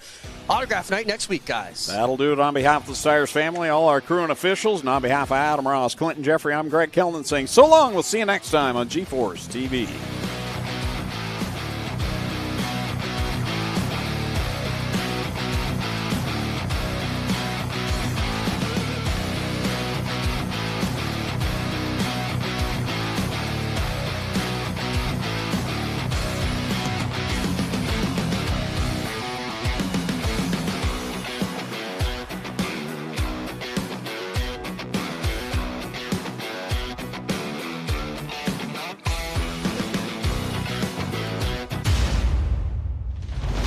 Copyrighted broadcast may not be reproduced, retransmitted, or used in any form without the authorized written consent of G-Force TV. G-Force TV would like to thank you for your support and for watching today's broadcast.